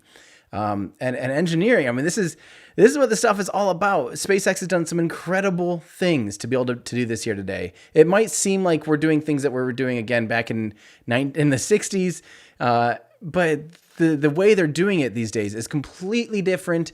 Way more. The cost has come down already by almost an order of magnitude compared to old vehicles. A highly capable vehicle, and again, this is just one of two vehicles that NASA has hired to fly crew to the International Space Station. Hopefully we'll see Boeing get their Starliner back up in the air this year for another uncrewed test flight. And then the Starliner should take off again, hopefully this year. And did they say that the first person out? All right, so they're getting set up, and we should see Spacecraft Commander Doug Hurley making his way out of the capsule. And it looks like we've got him out. We've got him seated.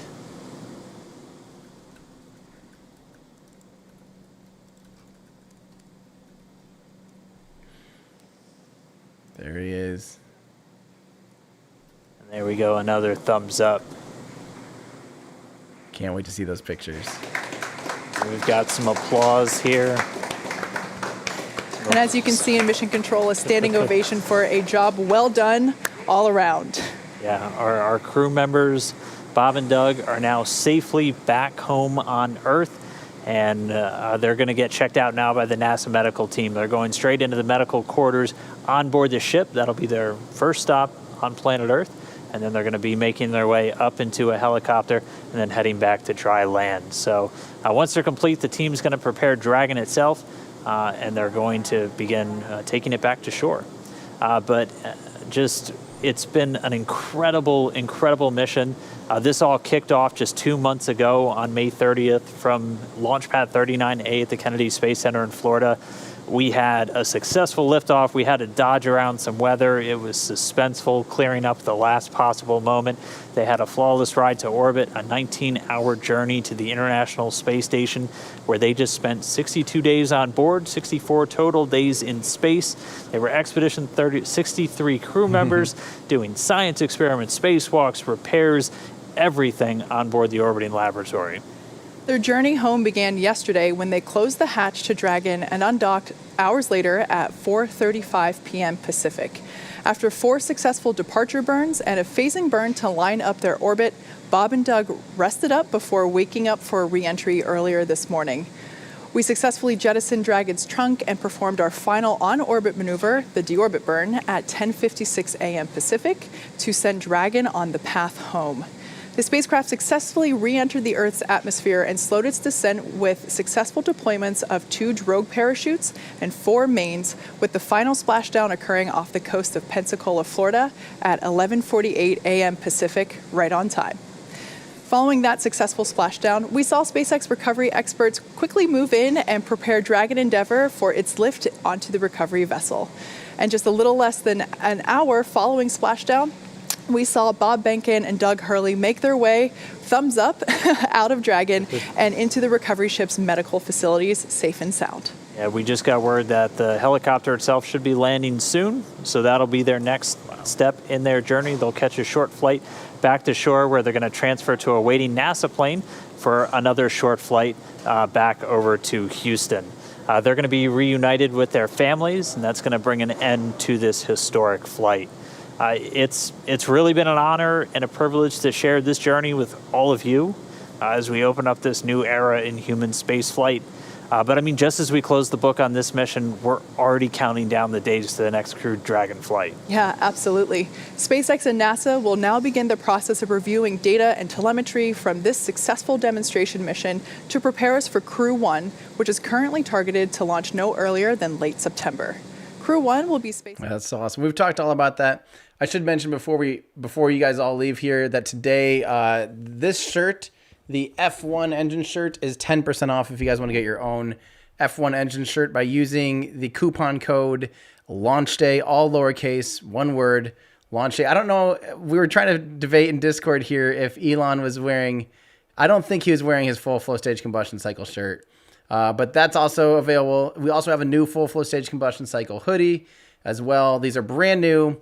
These ones are awesome. They're literally just got in stock. They have really cool insignias on the side that show like the chamber pressure, the efficiency, and the thrust of the Raptor engine. The diagram on the back, custom. These are all hand sewn here and hand printed in the United States. Very premium, bespoke things. We don't do print on demand. So they're fulfilled and everything here in the United States.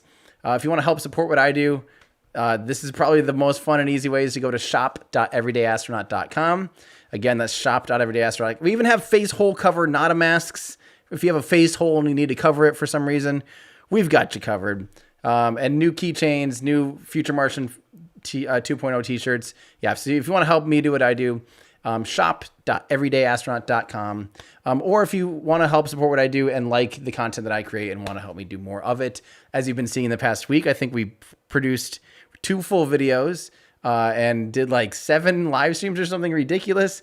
That's all because of Patreon. And if you want to help me continue to do what I do, now I have an editor that's helped me a lot behind the scenes, and it's just really been incredible. So now the studio is all set up, really firing on all cylinders. If you guys want to help me do what I do, please consider becoming a Patreon supporter by going to patreon.com/everydayastronaut. What an incredible day, though. I mean, you guys just have to be just thrilled, right? I mean, wasn't that? I don't know. I was pretty speechless. There were multiple times where, for good and bad, we definitely had some fun things to talk about there. But what a memorable mission, and it's so fun to see that this mission was absolutely flawless. And once Bob and Doug are back home safe, I know they're excited to see their families. There's a really cute tweet earlier from let me see if I can pull that up here. Give me 1 second. I'm just gonna go to see my retweets, and I'll be able to find it easiest that way. It just almost made me cry just because it's so cute. Because they both have kids. Both their wives are or have been astronauts.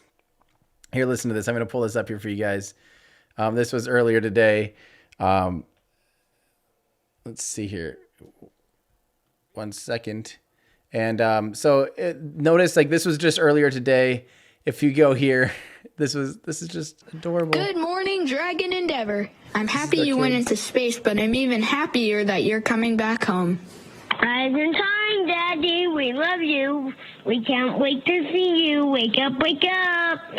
Rise and shine, Dad. Me, Luke, Leo, and Mom can't wait to see you, Daddy. Love you. Wake up, wake up, wake up. Wake up. Say wake up. Don't worry, you can sleep in tomorrow.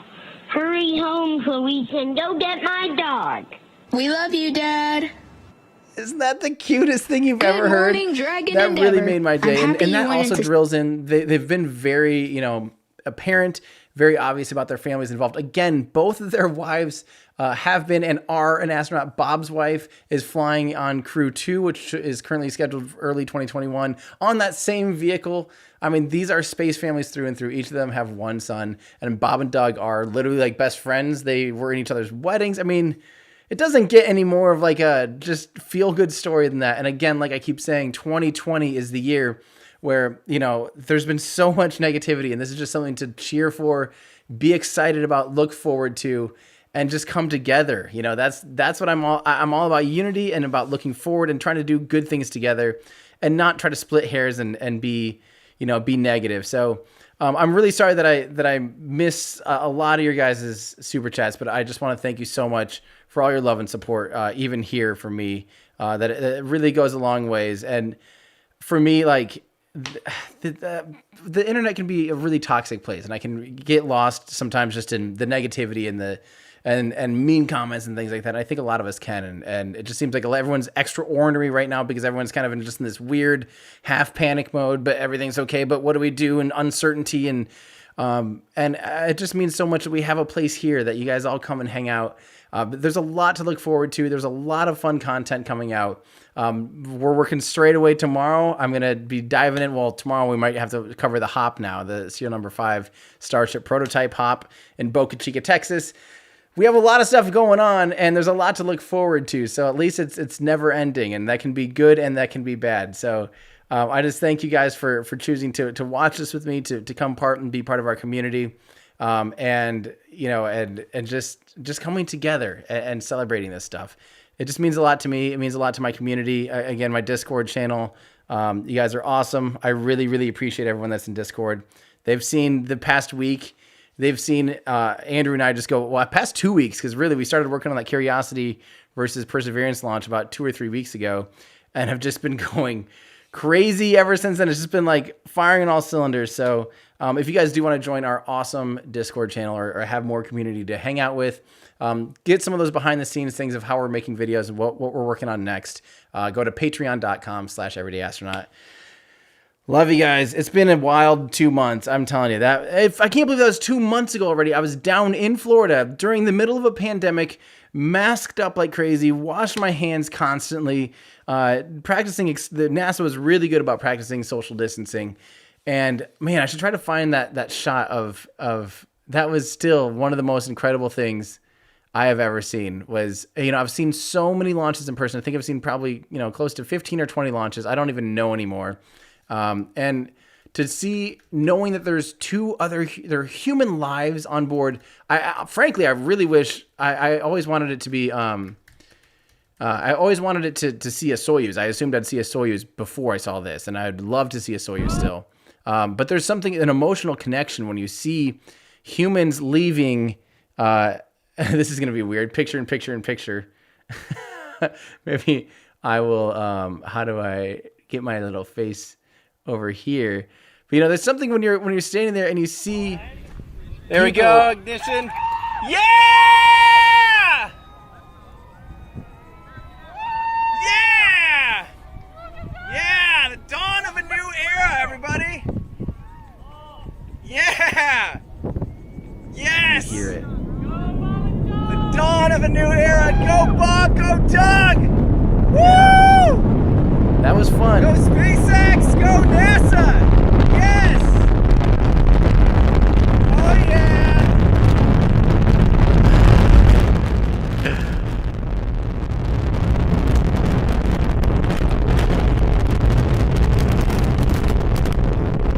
I love that percussive sound. That to me, that's worth celebrating. That's worth cheering for. That's worth being excited about. And that's what this is all about. You know, that's what spaceflight represents for me. It just brings out the best in humanity. It brings out the best in hard work, education. It brings out the best in dedication. Just every bit of it. It's the commitment to a long-term goal and just really nailing it down.